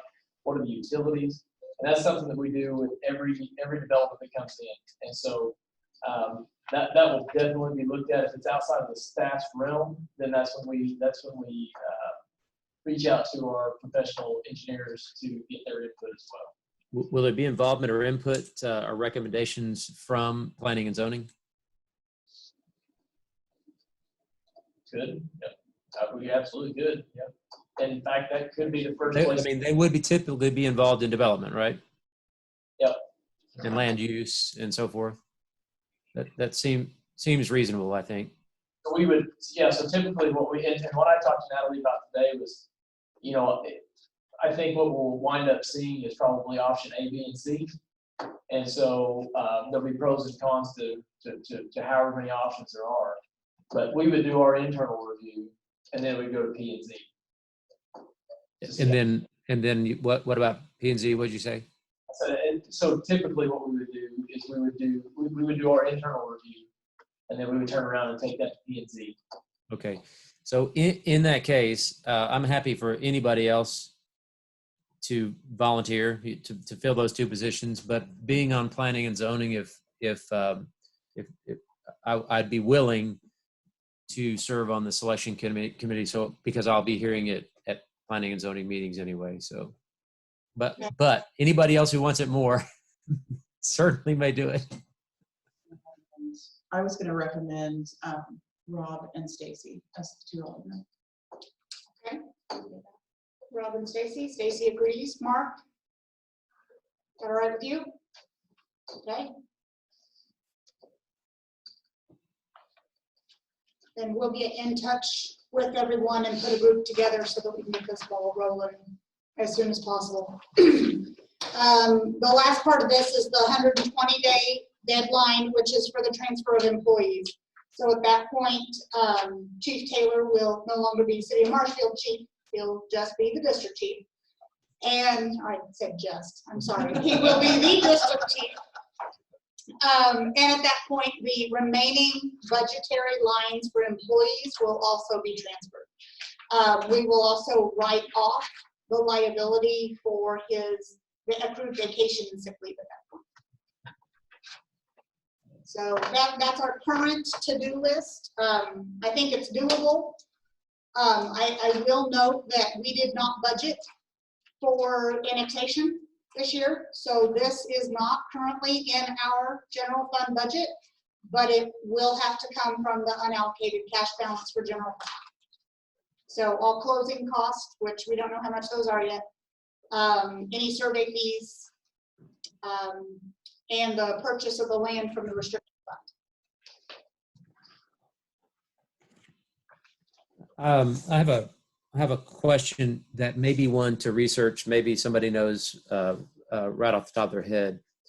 Do we anticipate any sort of reduction? I have to assume we have some sort of insurance policy in our current situation where we have a city fire department. Is that going to change, and is that going to have an impact on expense on insurance? Our cost of insurance? Monica?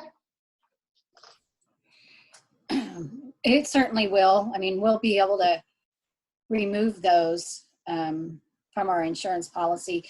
We have the station, we have the equipment, the vehicles, the fire trucks, as well as there's some other equipment out there that's on our policy. Okay, good. Thanks. Is there any way, just to inform again, guess who's interested in the budget? Is there any way to sort of factor in, looking ahead, what the expectation is, because the timelines are fairly specifically laid out in this agreement.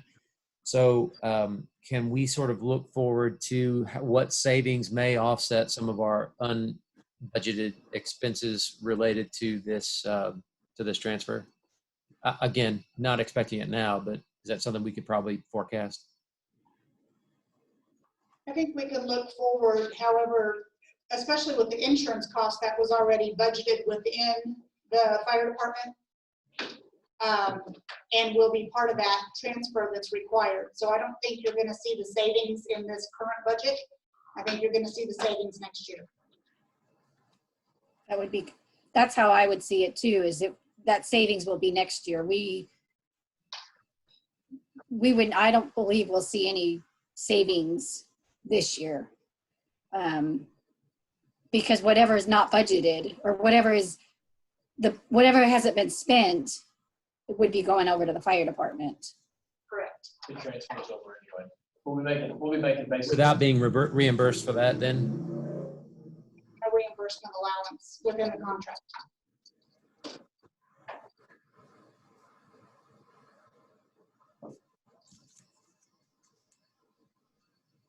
Now, one way that there may be some, if we've already paid our property insurance for the year, is that correct, Monica?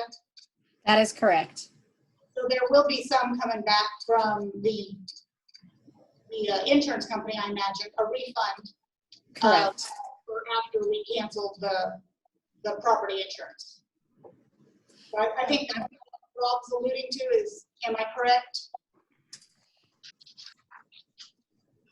Are you asking me or Rob? Asking Rob. Okay. I couldn't understand what you said. You're asking me what? I'm sorry. I do think there would be a refund on property insurance after the cancellations are made. Yeah. So, and I appreciate that. And really, I guess there could, rather than trying to resolve it in this meeting, if there's not a report ready, maybe staff could give consideration to what may or may not be, or could definitely decide what will be pluses or minuses toward the budget, and put that in a report rather than try to maybe guess tonight. I'd be satisfied with that. Okay. And thank you, by the way.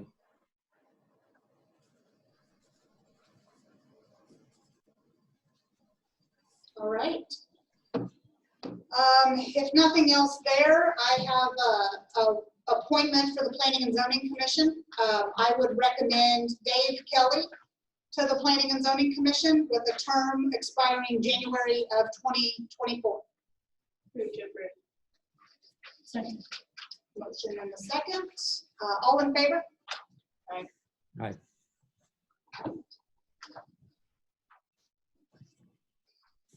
And that will take us to the budget calendar. So I hadn't really hoped to do this my very first meeting, to be completely honest with you.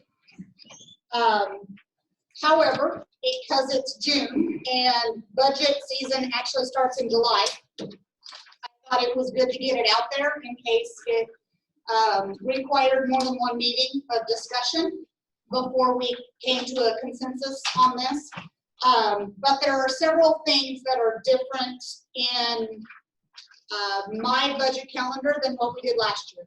So I wanted to take the opportunity to go through this and see if there was any input from board members or if you liked the direction that I was headed with this, and we can go from there.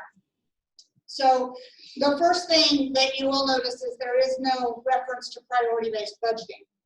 It's not that we aren't using priority in our budgeting, we are, but we're not going to come up with 3 different budgets and ask the board to approve all 3 of them.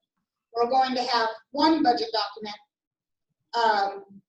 and we will have a future needs document that is not a budget that will also be submitted.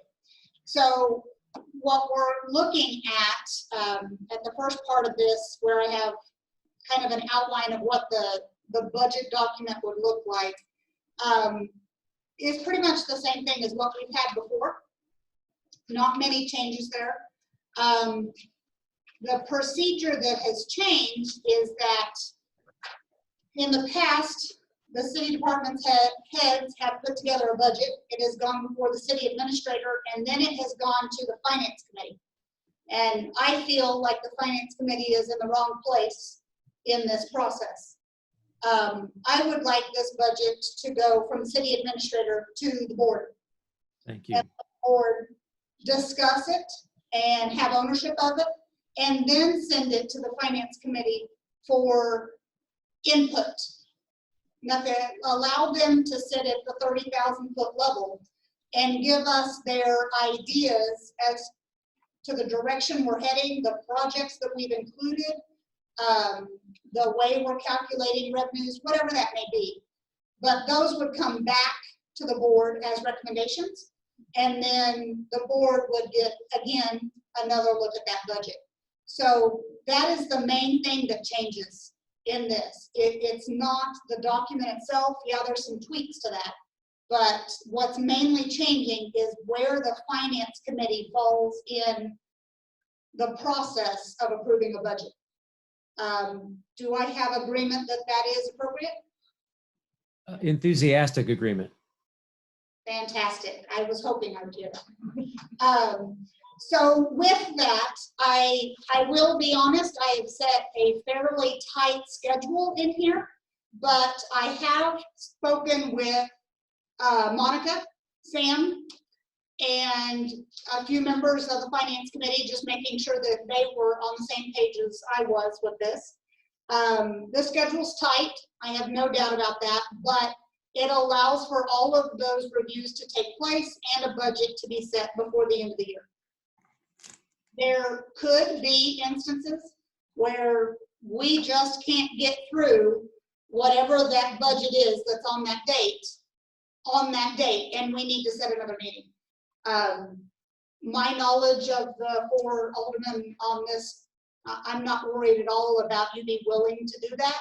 So I felt pretty confident putting this together and knowing that we put in the hours necessary in order to get it to pass.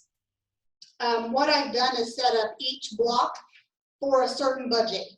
So we will start with the debt funds, the CIP fund, and the enterprise fund. Enterprise is your water and sewer. While those are large dollar figures, we can pretty much tell where everything's going to go. There's not a lot of wiggle room in those funds. It'll be presented by the city administrator to the Board of Aldermen on October 8th. There's a week allowing Monica to make any changes to the document that we allow, that we require or request. And then that will go to the Finance Committee before it comes back to us. So each budget is set up in a given block.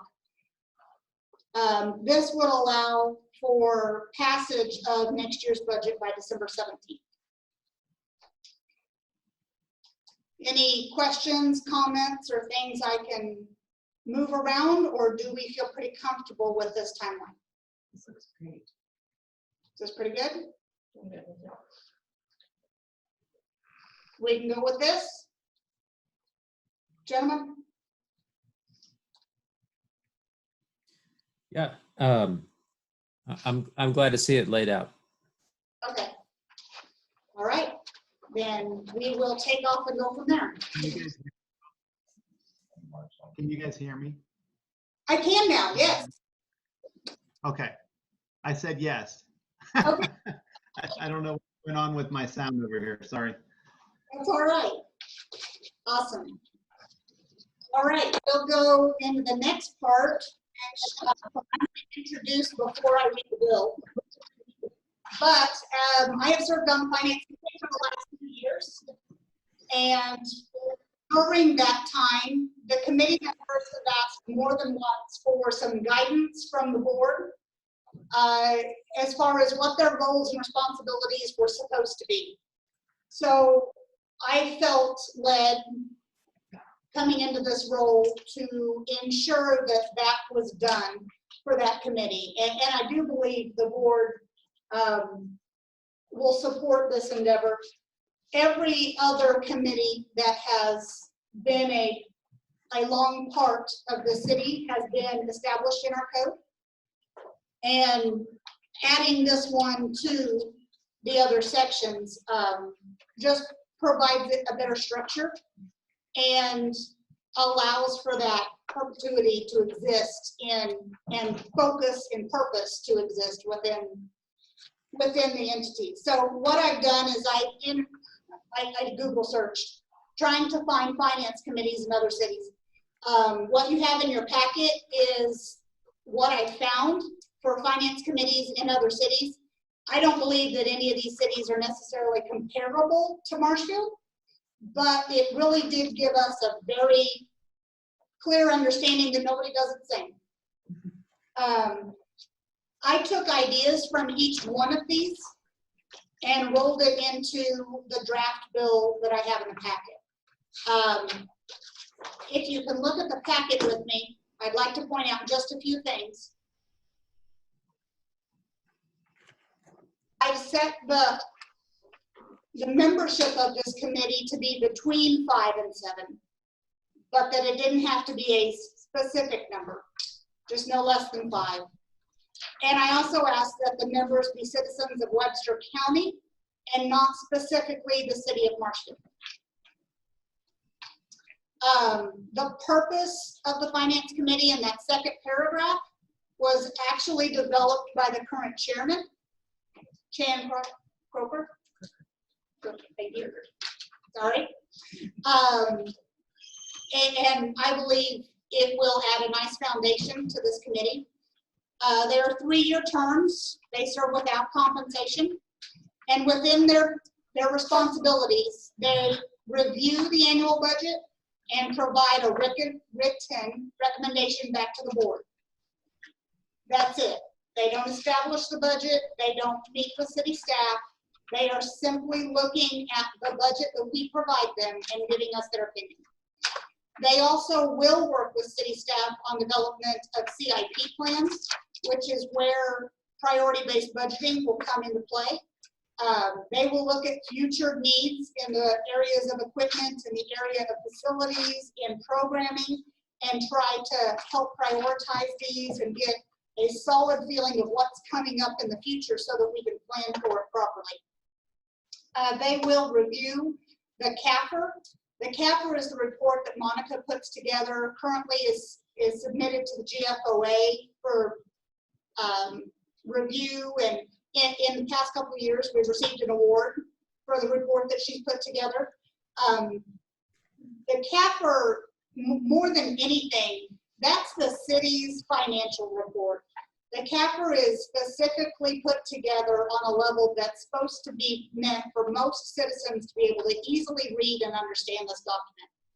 And having the finance committee look over that and maybe even put a letter within the document itself to show that they have reviewed it, I think adds another layer of just support for the document as a whole. And then the other thing that's in this is just a general comment about other financial matters, that Monica may have something that comes up. She'd like to pull the committee together and see what they think about it. This would be our debt policy, our investment policies, selection of financial institutions, selection of independent auditors. These individuals are, I have really loved working with these people, and I have learned a lot from these people. They're incredibly intelligent, and I think their input on these matters would just lead to better decisions on the board level. The other thing that is different that I've put in here, and this was a great recommendation, I hadn't thought of it before. In the operations, it requires the election of a chairman and a vice chairman for the first year, but thereafter the vice chairman immediately moves into the chairman's position in the following year, and we only re-elect the vice chairman. This will allow for some continuity, again, in the committees. And also, you don't have the same person in that chair for perpetuity. Are there any comments on this or things that you would like to see changed before we read it? So I'd like an opportunity to review this and ponder it, and then maybe take it up in the next meeting myself. I'm good with that. Are we okay to table? Okay. I move to table. Second. All in favor? Aye.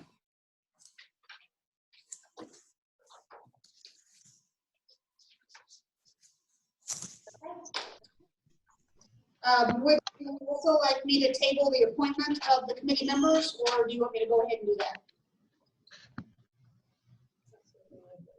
Okay, I'll just go ahead and roll with it. I have both. 4 of these individuals have served on the committee long-term. Those are Chan Croker, Marco Song, Karen Moore, and Craig Bell. I am adding Teresa Raymond to this. Teresa Raymond, that there are specific qualifications within this ordinance. Teresa Raymond works for Missouri State University. She is a grants accountant, and I think she will provide not only the accounting expertise, but specifically the grant accounting that may come into play as we move projects forward. I've heard lots of talk about we'd like to have grants for this, especially in the Parks Department. They're looking at many grants in order to get projects moved forward. So I think she may have some expertise that we could really draw from to make our organization better. So I recommend Mark and Karen for terms expiring June 2023, and Craig and Teresa for terms expiring June 22.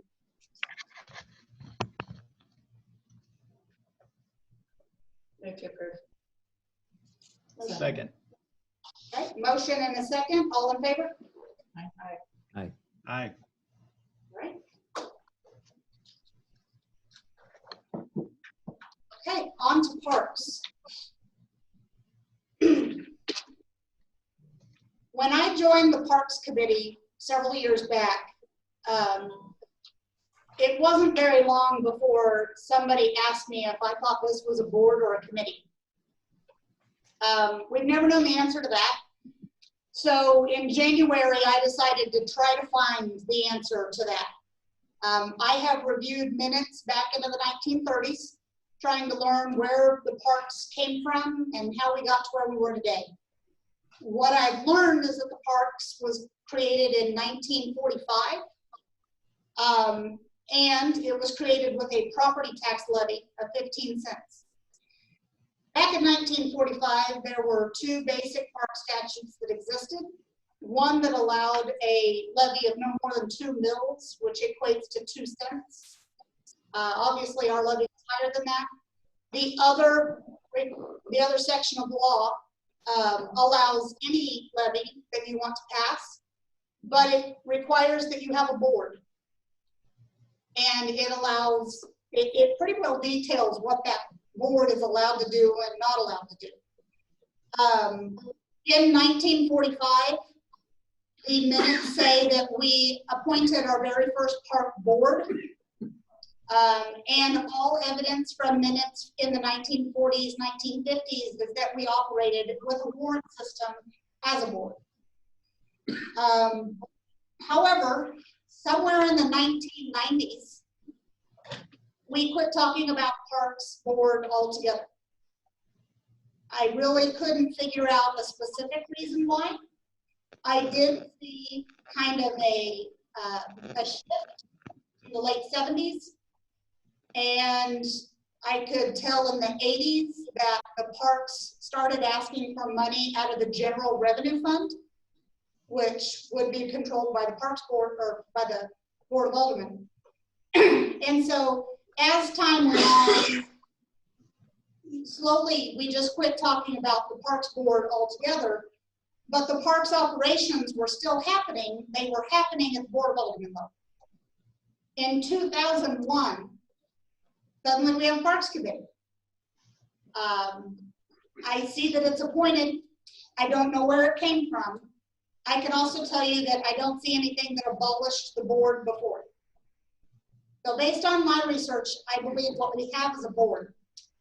And what was originally created in 1945 was a board. Because of that, state law tells us how it should operate. But I also wanted to step back and look at how much of that property tax really equates to the park structure as a whole. So I figured out that 66% of our revenues comes from the sales tax. And about 6% comes from a general fund transfer. The remaining funds comes from park fees and this property tax. So while the law stipulates that we have a board, it's not the largest revenue producer for the entity. From there, I did look at what I consider to be comparable cities. These cities are different than the Finance Committee cities, and I've used these as we start talking about some of the other commissions and committees. I've used these same cities each time. I selected them because they were a similar size and structure, or that they were within proximity. So Willard and Lebanon, Lebanon is double our size, but it is proximity. So I looked at how each one of them operated, and then I took the statute and that information and compared it to the ordinance that we currently have on file for operational parks. You have my red line version. Any area that I could specifically call attention to that was required by law, I've tried to put a comment out to the side so you could see which section of law I was using to add or subtract certain wording. The largest changes are within the responsibilities and duties of this board. What I've tried to do here is come up with a happy medium. I didn't just take everything out of the statutes and put it in here because there is a sales tax question here, and there is a general fund transfer. So I don't think it's ever safe to just take the brakes off. I think we need to maintain some level of control, which we can do through the budget. We can also do it through our purchasing procedures. So each one of these things that's laid out here came from the statute, but was written with some compromise in mind for our current procedures and some oversight, additional oversight that was allowed. I did use the same idea as the Finance Committee, where the vice chairman would move up to the chairman position. And a section that was added, which is required in the legal of this, is on donations. that they have the ability to receive donations of money or personal property, but real estate has to come with the board. So this is a lot of changes, but I wanted to get it out there and try to get some discussion started on this topic so that we could determine where we want to go.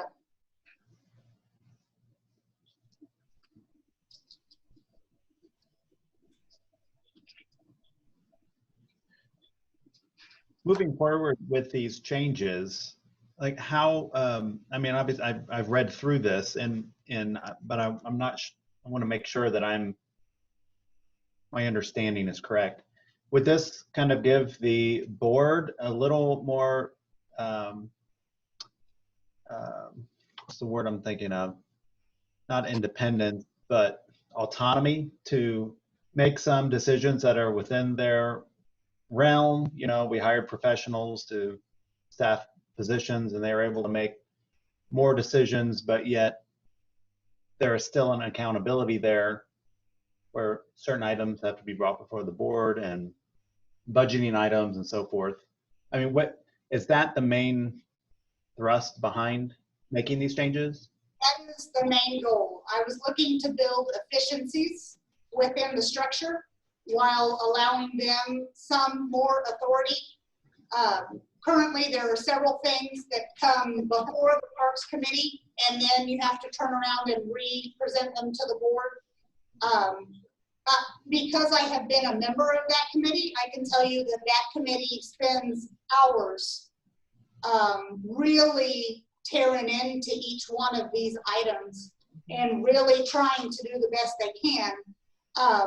I know that at the board level, you don't always get to see the work that's happening in those committees, but allowing them some authority over the decisions they have made and they have worked so hard for, I think will do two things. One, it will add efficiency to our city systems with still having control over the finances.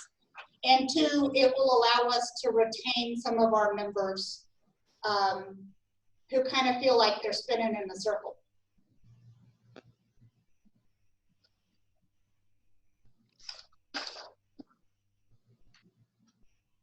Is this something we'd like to table as well? Or is this something we want to move forward? Okay, Stacy moves to table. Do I have a second? Second. First and a second. All in favor? Aye. Aye. Okay.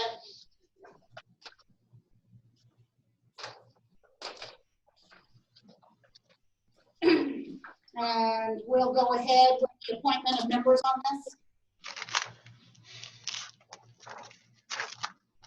I recommend the reappointment of Shawnee McClover, Brian Brooks, and Ann Roast with terms expiring June 2023. I also recommend new appointments of Betsy Sambote, Mindy Thompson, whose terms will expire June 2022, and appointment of Amanda Reed, whose term will expire June of 2021.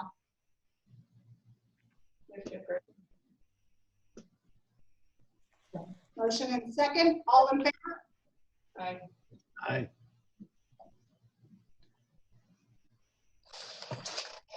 And with that, recommendations from Parks and Recreation Committee. Mark?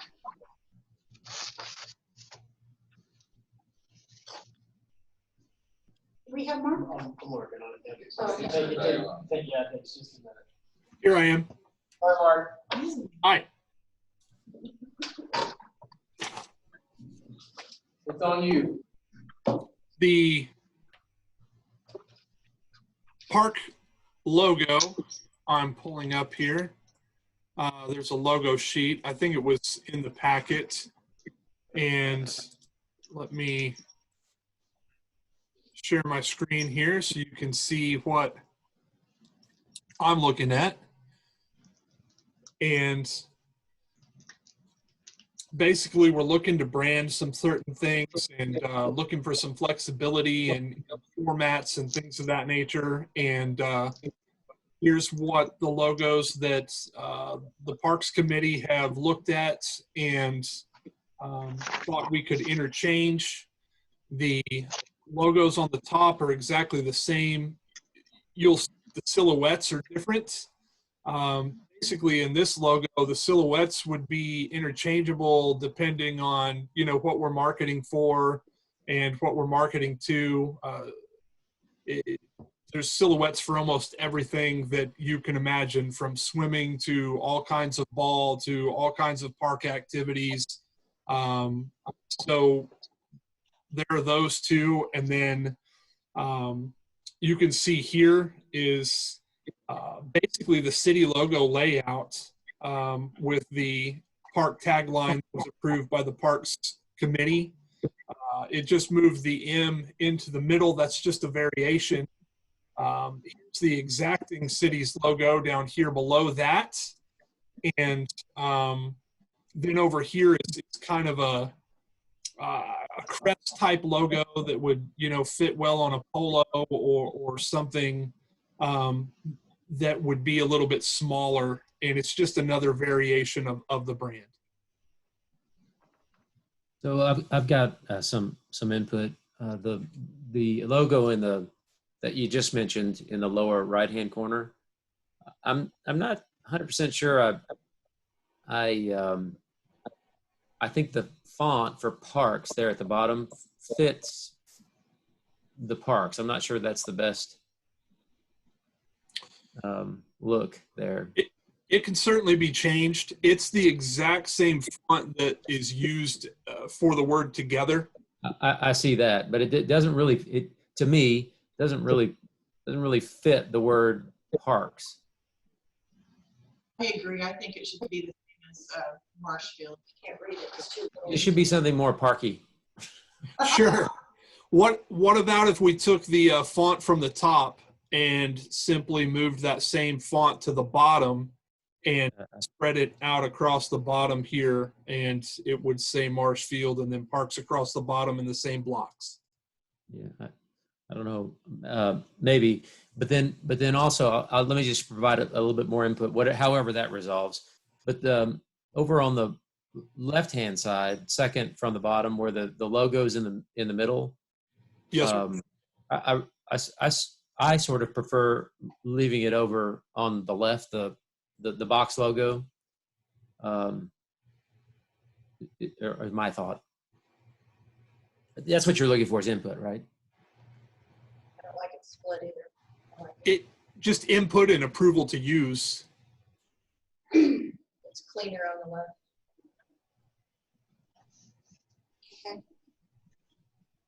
And then one last piece of input: the silhouettes have to be black, or can they not be one of the colors of the existing logo, the blue or the green? That's a good question. I haven't worked with trying to get the silhouettes to be a different color. I worked in a graphic design program to put these logos together, and so I haven't tried that yet. I've actually in my learning, but that's a good question. I haven't tried that. So the action's kind of the exciting part of that, and it's the most blah being black.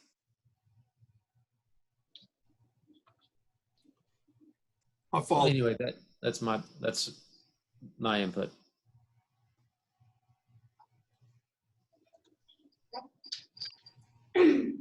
So does Parks have permission to use these logos with changes to the font on Parks for the lower right hand, striking the left middle, and adding color if possible to the silhouettes? Is that accurate? Can we have a look at what the changes might be? Yeah. Mark, can you bring something back to the next meeting? I certainly can. All right. Excellent. Are we moved on to the next bullet?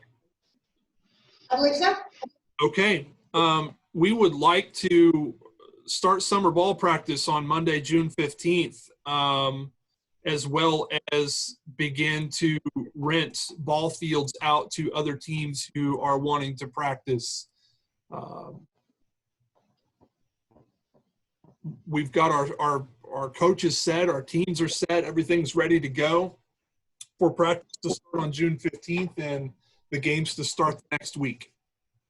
And also, Mark and Diana, myself and Sam met with Terry Banks and Michael Taylor to specifically address COVID-19 concerns with ball, youth ball. We explained all of the precautions that the Parks Department was already planning. They gave us our recommendations for additional considerations. I think Mark's already worked those into the plans that are going forward. And I wrote down, not a quote from Terry, but I did read it back to her to make sure I didn't improperly speak.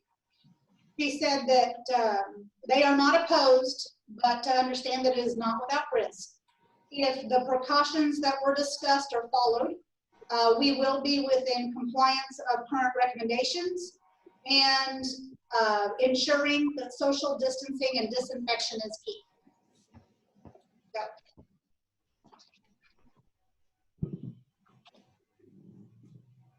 So we're looking for a board approval of starting baseball.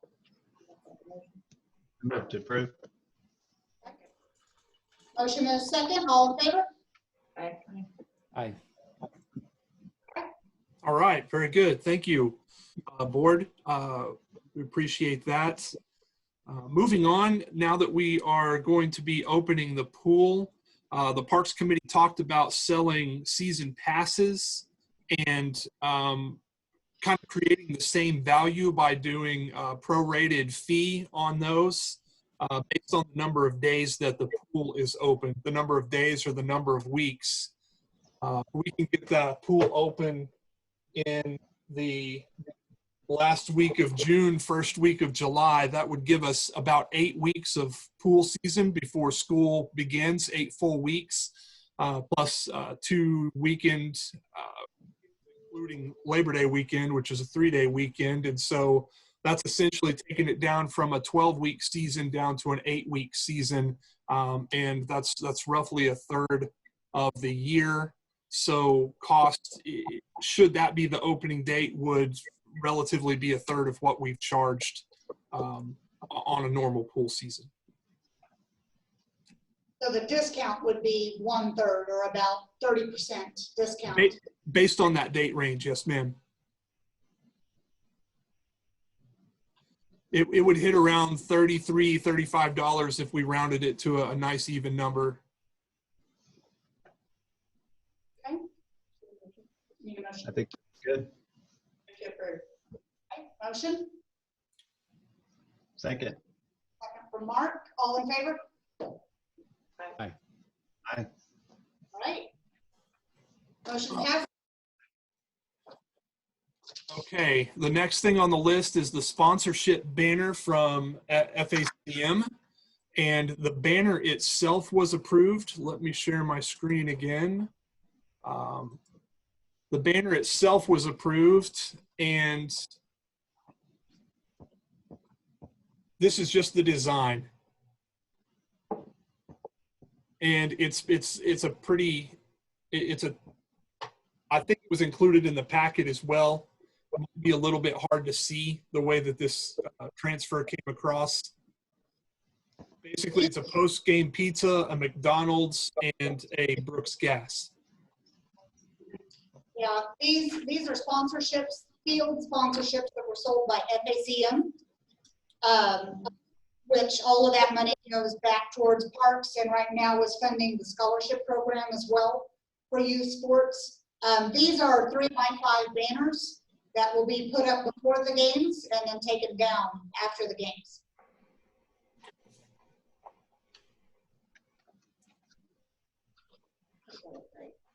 All good? You need a Consensus on this one. Were we adding Marshfield Parks logo to these? That's a good point. Mark? Yes. And the park committee, did we ask for the city's logo to be added on the left side of these banners? Yes, that is correct. Over here in the left-hand corner would be where the city's logo would go. So as soon as we have a logo approved back here, a page back, we're hoping to add that to these banners. And I know that will stall some production time on these. Is there one logo on that page that we'd like to go ahead and approve so we can move this forward? Yeah. We have been using the logo on the lower left. It's essentially follows the same template that everybody else's logo has followed, with the M design over to the left. It's the city's logo basically with Marshfield Parks and then our tagline instead of the city's tagline. Okay. I would be fine with that. That lower left one, I think everyone agreed on. Absolutely. I think. Yep. You know, That would allow us to move this forward and have it ready for game day. Perfect. so do we have consensus? Yes. Mark, Yes. you can go ahead and let FACM know about that. Yes, ma'am, I will do that. And let's see, moving on, I just wanted to make you aware of a reworked rental ordinance. It's just kind of a draft. I gave you the draft. I went through the ordinance and you can see my strike throughs. You can see the various changes that are being suggested. Just wanted to get that in front of you and give you a chance to really kind of process that and hopefully bring it to the board during the next meeting for approval. And if you don't mind me adding to this, I can say as a Parks Committee member previous to this, that this is a section of code that we have struggled with.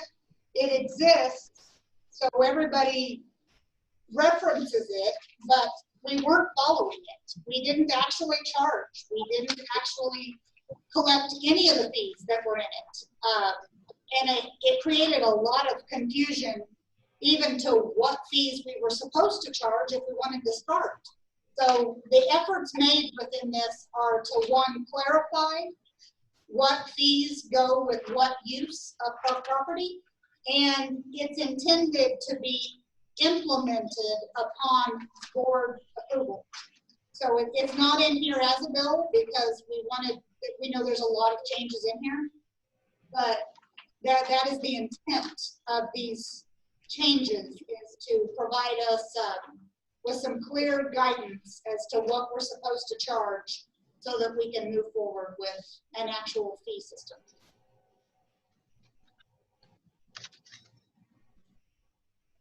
So I don't think we're actually looking for any No, not asking for action tonight. When would you like a decision on when? I mean, we've got lots of stuff coming up. When is there an opportune time for us to have an answer on this, like next meeting or? I would love to get it on the books for next meeting. So when people call for rentals, you know, assuming that we're able to rent the facilities as we move into our different phases for our, you know, pandemic response, that I have something really solid to tell them in a consistent approach to renting out the facilities. Good. Especially the fairgrounds. The fairgrounds was the one that was the kind of the most confusing and convoluted in there, and I feel like it really kind of simplifies that process while maintaining the checks and balances that were in there before. Did I understand that you somehow tied this to COVID-19? Is this related to well, COVID, the current changes in here specific to COVID-19? No, sir. Currently, we're not doing park rentals, but as people start to call in for rentals, should we be able to offer rentals of our parks facilities as those restrictions get lifted and more people can gather and things of that nature? I'm anticipating that to, you know, to happen, that would give, if we took it up in the next meeting, that would give me opportunity to have something solid to tell them. Does that make sense? I will call attention to one particular section. If you guys can turn to section 127.140.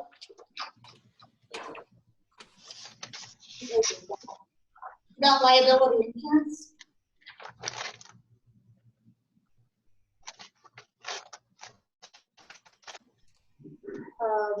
Section 127.140 liability insurance. What page is that on? 127.8. Okay. Okay. So this particular section caused a lot of heartburn within the committee because we have been told that the $1,000 medical pay per person was the thing that was causing us to not get events. That particular insurance was incredibly difficult to get or incredibly expensive. So I had the opportunity to sit down with Sam and our insurance agent and discuss this item and what striking that particular portion of this would do to the city's liability. During that conversation, I learned that this particular piece was not necessary at all. It was very unusual in the fact that it existed in this at all, and that the city's liability coverage will already encompass any type of incidents that occurred on the property. So there is not a concern from our insurance agent over this specific redaction. And that's the only redaction I had part in. Wanted to get that out. So are we okay to table chapter 127? Sure. Move to table. Okay. All right. Baseball field.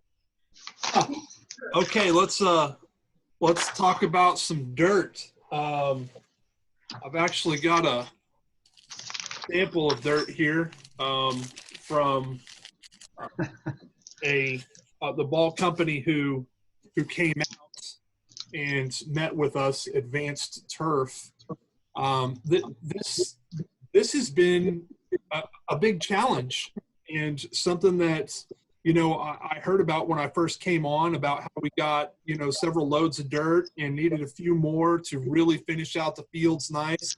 The location where that dirt came from, Capital Sand in Columbia, they're just not making dirt right now. And they're close.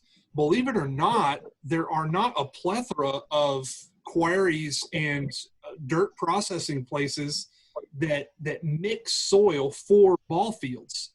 There are some places that can sell the various elements to have that dirt mixed up, which is, I actually, you know, researched this through the University of Missouri. They've got a turf grass research center, believe it or not, and they've got several formulas and several mixes that they recommend for various weather and various locations and things like that. And it can be mixed, but it's an art and a science really to get that stuff mixed the right way.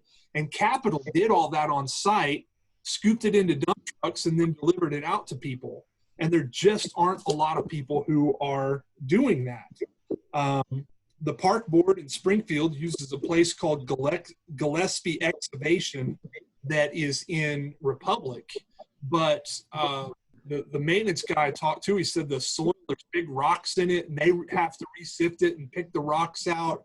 And it's not a good mix of sand. It's just dirt. So they take the dirt and they basically sift the big particles out of it. They put it in trucks and deliver it to the ball fields, but then it doesn't drain properly and it doesn't absorb the water properly, and it's rocky and you're constantly digging rocks out of it. So that's not a good, that's not a good solution for the ball fields that we've put so many thousands and thousands of dollars in already, bringing them up to speed, trying to make them better. We want to continue that process with high quality dirt. So looking around, I talked to Pioneer Athletics and Beacon Athletics. Like I said, gosh, there's different quarries. I bet I called 3 or 4 or 5 different quarries in the area, and they just don't mix or make a dirt for ball fields. So the one lead that I got was Advanced Turf out of St. Louis.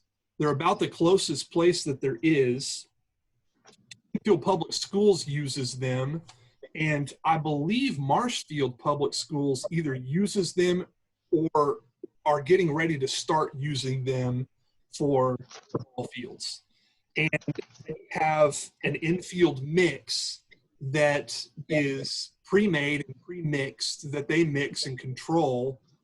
They basically use it because they do ball fields as well. They'll come out and they'll laser the field and they'll make it to specs, and they'll make sure that all the angles are correct and the drainage lines are correct and things of that nature. They do all those kind of services as well as just the dirt, but they will sell us the dirt by the load if we want to do it ourselves. And that's really the closest thing we found for a solution to get dirt. Now, it is quite a bit more expensive than a load of dirt that we could have gotten from Capital Sand in Columbia. But at this point, our ball fields are retaining water and they're not draining like they should, and they need an add-up of dirt with the proper drainage properties and proper conditioner put on top of it so that they will drain properly and they will absorb the moisture, and so we can play games and keep our fields nice. So we're recommending that we get 4 loads of that dirt. We've set aside $15,000 in the ball field account for that purpose, and 4 loads of that dirt. Let's see, I don't have this in front of me. Sam, do you remember exactly what that came to? 12,800, wasn't it? That's about 12,400, I think, delivered. I think it was $3,200 a load. That's correct.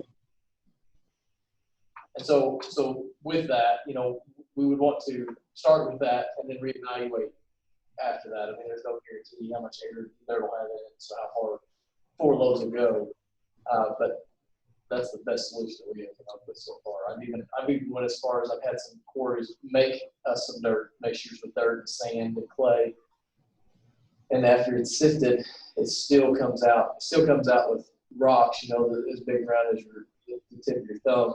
And it just doesn't jive well with what we have already invested in our. And just to reiterate, this is budgeted expense. This is budgeted, yes. If we were talking about, if it was within my threshold or Mark's threshold, we would have just bought some and tried a load of it. But, 1 load is not going to go far enough. And so it definitely exceeds our threshold. Okay. So we are looking for a motion to approve the purchase of 4 loads of baseball dirt. Move to approve. Okay. All in favor? Aye. Well, Thank you, board. Thank you.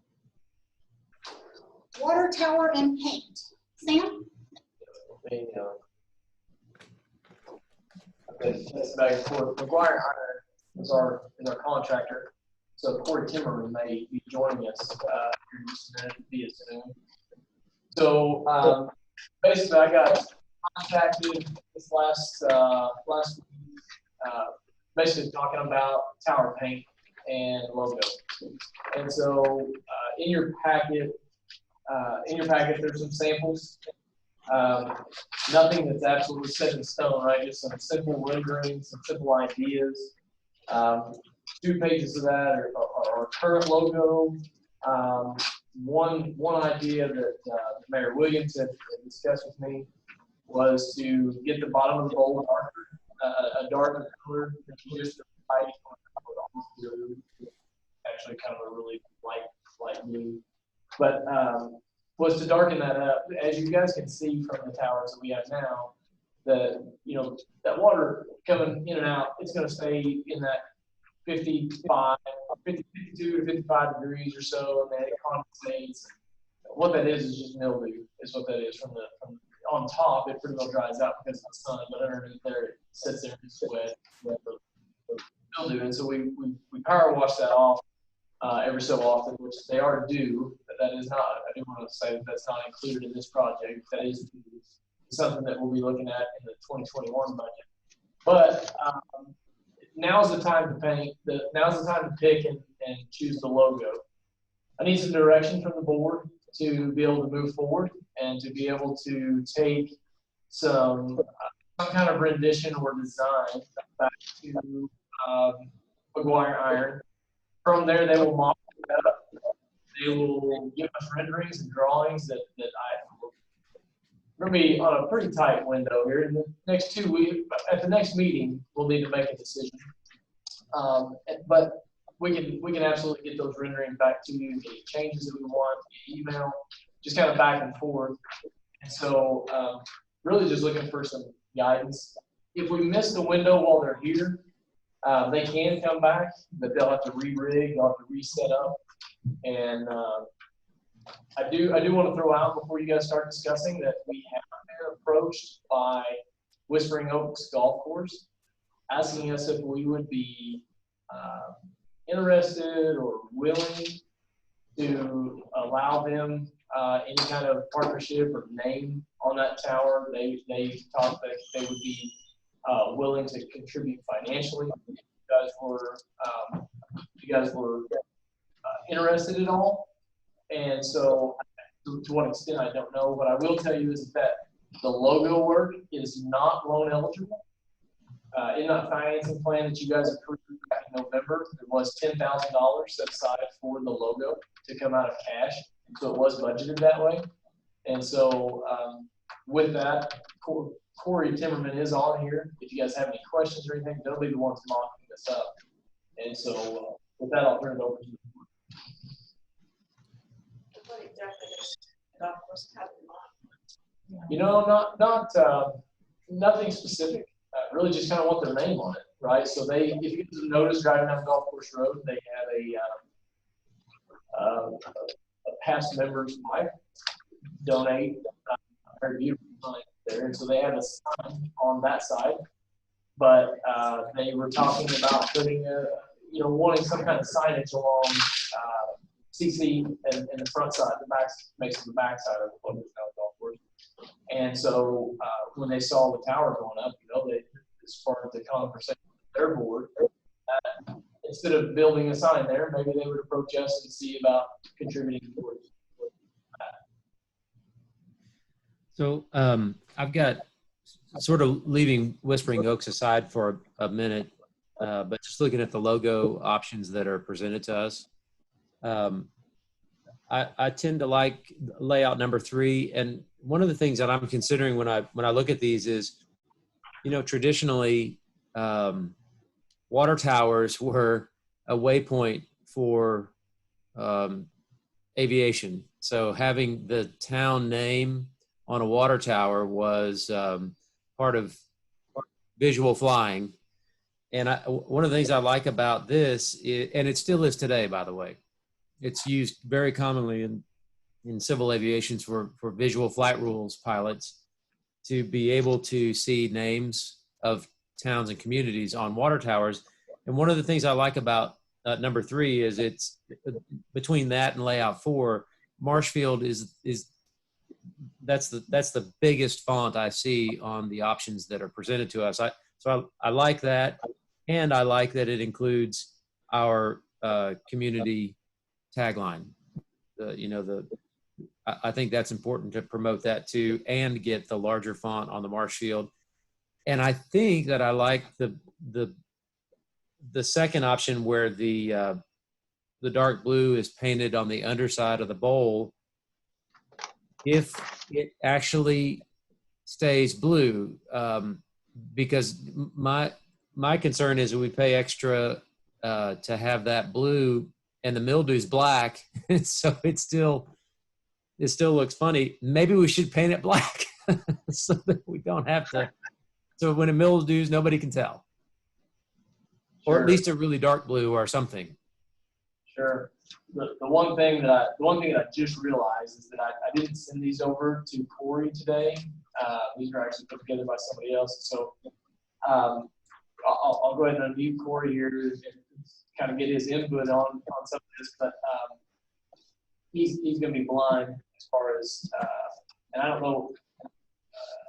Hey Corey, can you hear me, or can you unmute your phone? There he is. Yeah, this is Corey at McGuire. Can you folks hear me at all?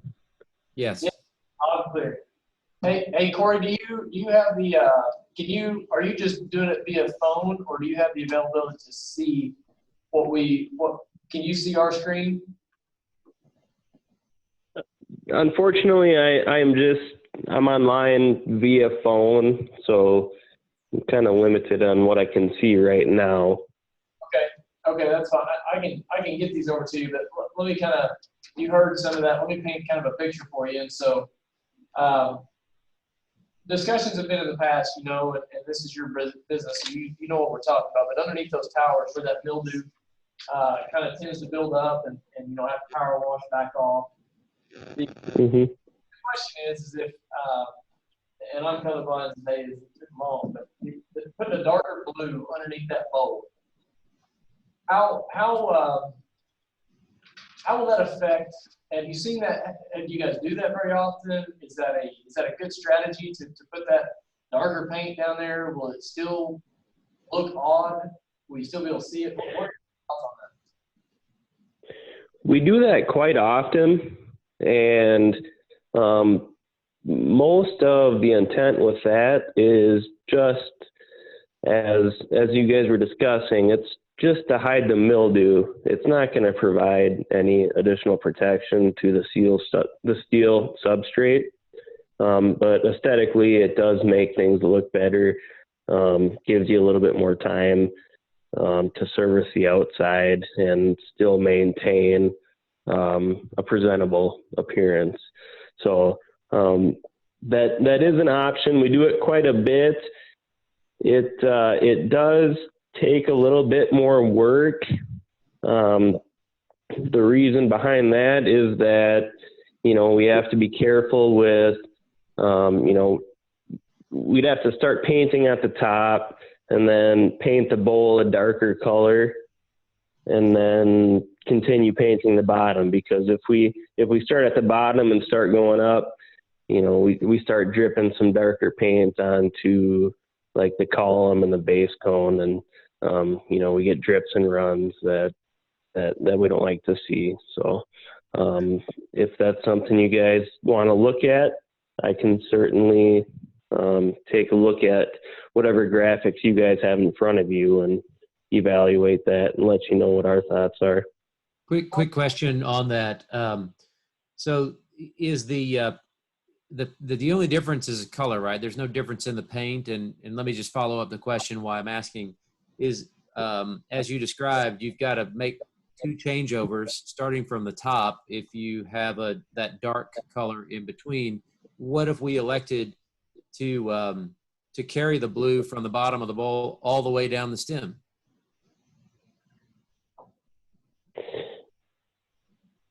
In my experience, that's not going to affect the cost at all. If you elect to carry that darker color all the way down the stem, that's not going to affect the cost at all. The cost of the paint is going to be the same, and actually it'd probably make things easier if we were to continue from the bowl all the way down to the base with a continuous darker color. Hey Corey, I just sent you, I don't know if you can put yourself on speakerphone where you can see your phone while you're kind of talking, but I just sent you a picture of that layout 3 that Alderman Foster just brought up. And so, a couple of questions. If I remember right, we put in the contracts. I think the logo goes on 2 sides. I think I'd have to verify that. But if we look, if you look at that picture that I sent you, at that height and at that distance, I mean, how much of that will you be able to see from the ground? And I know I had a conversation at one point with a graphic person on one, that said, there's a point where where it's not bold enough for you to see. I mean, what do you think about that? Okay. Yeah, bear with me 1 second. Let me see if I can pull that up real quick here. I apologize. I should have sent you these today, and I didn't even think about it. Question for the board members. On layout 3, if you took the top of that dark blue line and gave it a scalloped edge, it would look like water. Might be a unique characteristic for our town. Rob says no. I see that right off the bat. We got a golf ball idea. I heard that one today. Did you? That's what the golf course was looking at.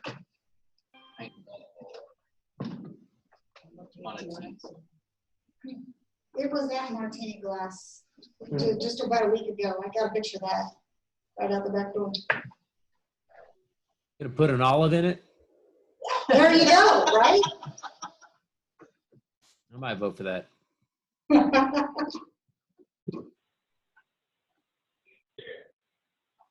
This is Corey again, and forgive me, I'm having a tough time hearing some of the folks here, but I do have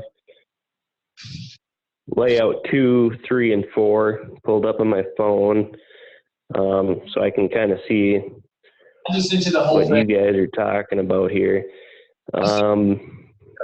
What I can do right away in the morning, I've got a chart that basically says, with this lettering height and this thickness of lettering, your visibility from this distance is what you're going to be able to comprehend. And I can certainly send that over to Sam in the morning. That way you guys can take a look at it. And then so ultimately from there, Corey, we'll have that feedback. But after talking with you yesterday, I think it's a pretty hard deadline, right, for you guys to have that decision, a final decision by the next meeting, which was the 25th. So basically 2 weeks from tonight.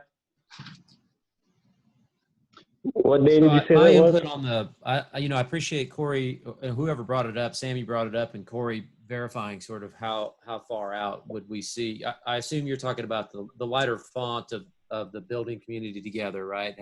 How much value that has so far out. However, one of the things I notice is that the font of Marshfield is the same on both. And so as you're closer, it's kind of a bonus as long as it doesn't cost more while you're up there painting. And I don't know the answer to that, but if it costs more and it's diminishing returns quickly as you move away from it, then why pay for it? If it doesn't cost more, having it where you can see it at that intersection, because there's a lot of traffic there at that intersection, has got value, even if it's only in a sense close up. And I say that again because the Marshfield font on those on layout 3 and layout 4, the Marshfield itself is the same size. And then finally a comment. I think you said that we have an expectation that it'll be on 2 sides. Will we try to orient so that one of them you see clearly from the interstate, because it's very visible from the interstate? So would we try to orient so you clearly see one of those two sort of showcasing from the angle of the interstate? I haven't. Have you seen it from the interstate? I haven't seen it from the interstate. Yeah, I've seen it. You can see. It's very visible. Yeah, it's a great opportunity for us. Well, that's good. So I had asked Steve Frangy to kind of shoot an elevation through the trees and then just at sight distance, see what he said, see what he'd be able to see. And the report I'd gotten back, he wouldn't be able to see much. But I have not driven the interstate, so that's what I was going off of. Yeah, you can see it pretty. You can see it very well, actually. It stands out. Because then that brings in the question, what size of the tower are you going to paint? Are you going to try to make it for up and down CC, or you're gonna try to make it visible north and south? What do you try? Hey, Corey, does it, you know, if you're looking at that option 3 with the building community together down below it, I think it's a good question. I mean, does it cost more to paint that smaller font than it would if you don't do it? To be honest, I'd have to look at the specifications and the drawings. I had talked with Sam a little bit about what was included in the bid that we did, and I also spoke with Jeff Fickboom at CMT, and he had said that it's kind of a placeholder for what they put in there. So at this time, you know, I'm not sure. I'll take a look at it tomorrow. Regarding the location or the orientation of these things,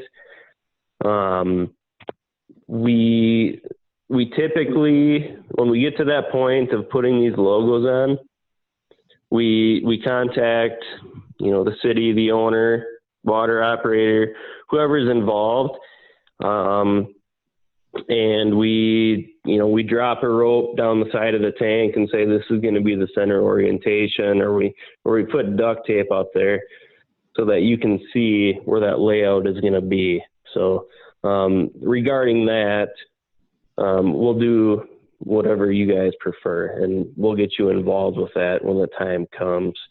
But like I said, I'd have to go back and look at the way we did the project with what we put in there. I don't recall exactly what was included in those drawings. So at the time of the rendition, right, is what we see in it just as a placeholder, right? It wasn't a decision to do this. It was literally, hey, what do you think that might look like? And so this I don't know if we did make it, this would make it. This is what they have for basically for a placeholder. So if I can recap, I think what the board is asking is that we do a cost estimate on layout 3 and layout 4 with the blue underbelly on the tank going all the way down the stem. Is that accurate? I think, but could I clarify one thing? Yes. I did not hear the answer to whether or not the blue would likely hide mildew. Did you think the darker color would or would not be better at concealing mildew as it builds up? It's not going to prevent mildew. It's only going to be an aesthetic thing where you can't see it as much. Okay. But it may have some benefit to hide it so it's not as noticeable until you get around to cleaning it. Correct. Or do you think that color blue is dark enough to where it will hide it a little bit longer before it go a little bit longer and wash it?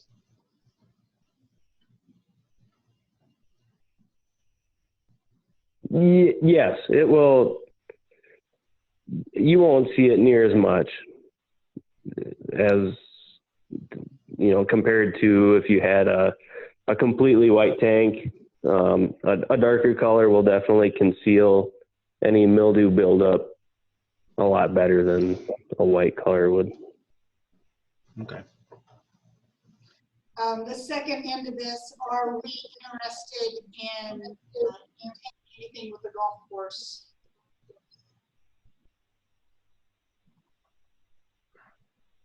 Probably not enough time for that.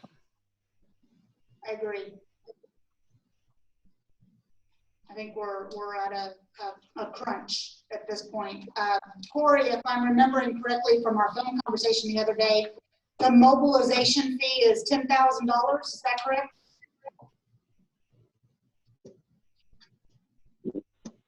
I apologize. I have a tough time hearing some of these conversations, but mobilization fee to what? Come back and do an additional logo, or do it at a later date, or? Yeah. Yes. If you had to come back, or if you had to come back and set your rig back up, rigging it.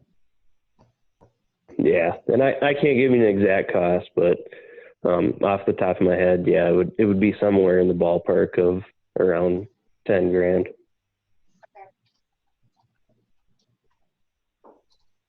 Yeah, I think we need to push forward with what we have. I agree. I'm fine with that. Thank you very much, Corey. Hey, so All right. I guess, Sam, would you like to go ahead and send me an email in the morning regarding options 3 and 4? And I guess request what you guys would like to see costs for, or if there is any additional costs and whatnot, and that way I can respond accordingly and we can make a decision from there. Yep, I'm assuming from what we're talking, is it consensus looking for the 1 on 2 sides?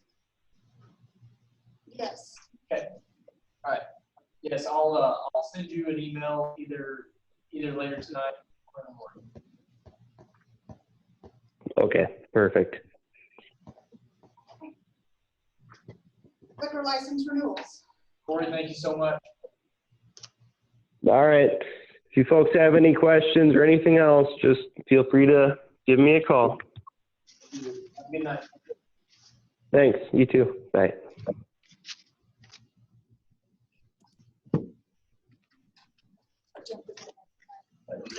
All right, Karen, liquor license renewals for 2020. Yes. I submitted a list here in your packet that shows all of these have complete applications. They've all got their certificate of insurance. We've received the payments on them, and so I'm just asking for approval. Motion. Second. Approved. Future agenda items. So my notes show that we're bringing back Bill 2020-31, which is the Finance Advisory Committee. We're bringing back 2020-32, which is the Parks and Recreation Board. We're bringing back the park logo. We are bringing back a bill for Chapter 127, which is the parks permits on fees. And we are bringing back a water tower logo and paint. And we have asked staff to determine budget considerations with the fire annex. That won't be an agenda item, that's a staff consideration item. Anything in addition we'd like to add to this?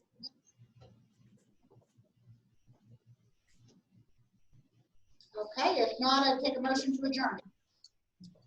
Move to adjourn. First and second, all in favor? Aye. All right, thank you guys.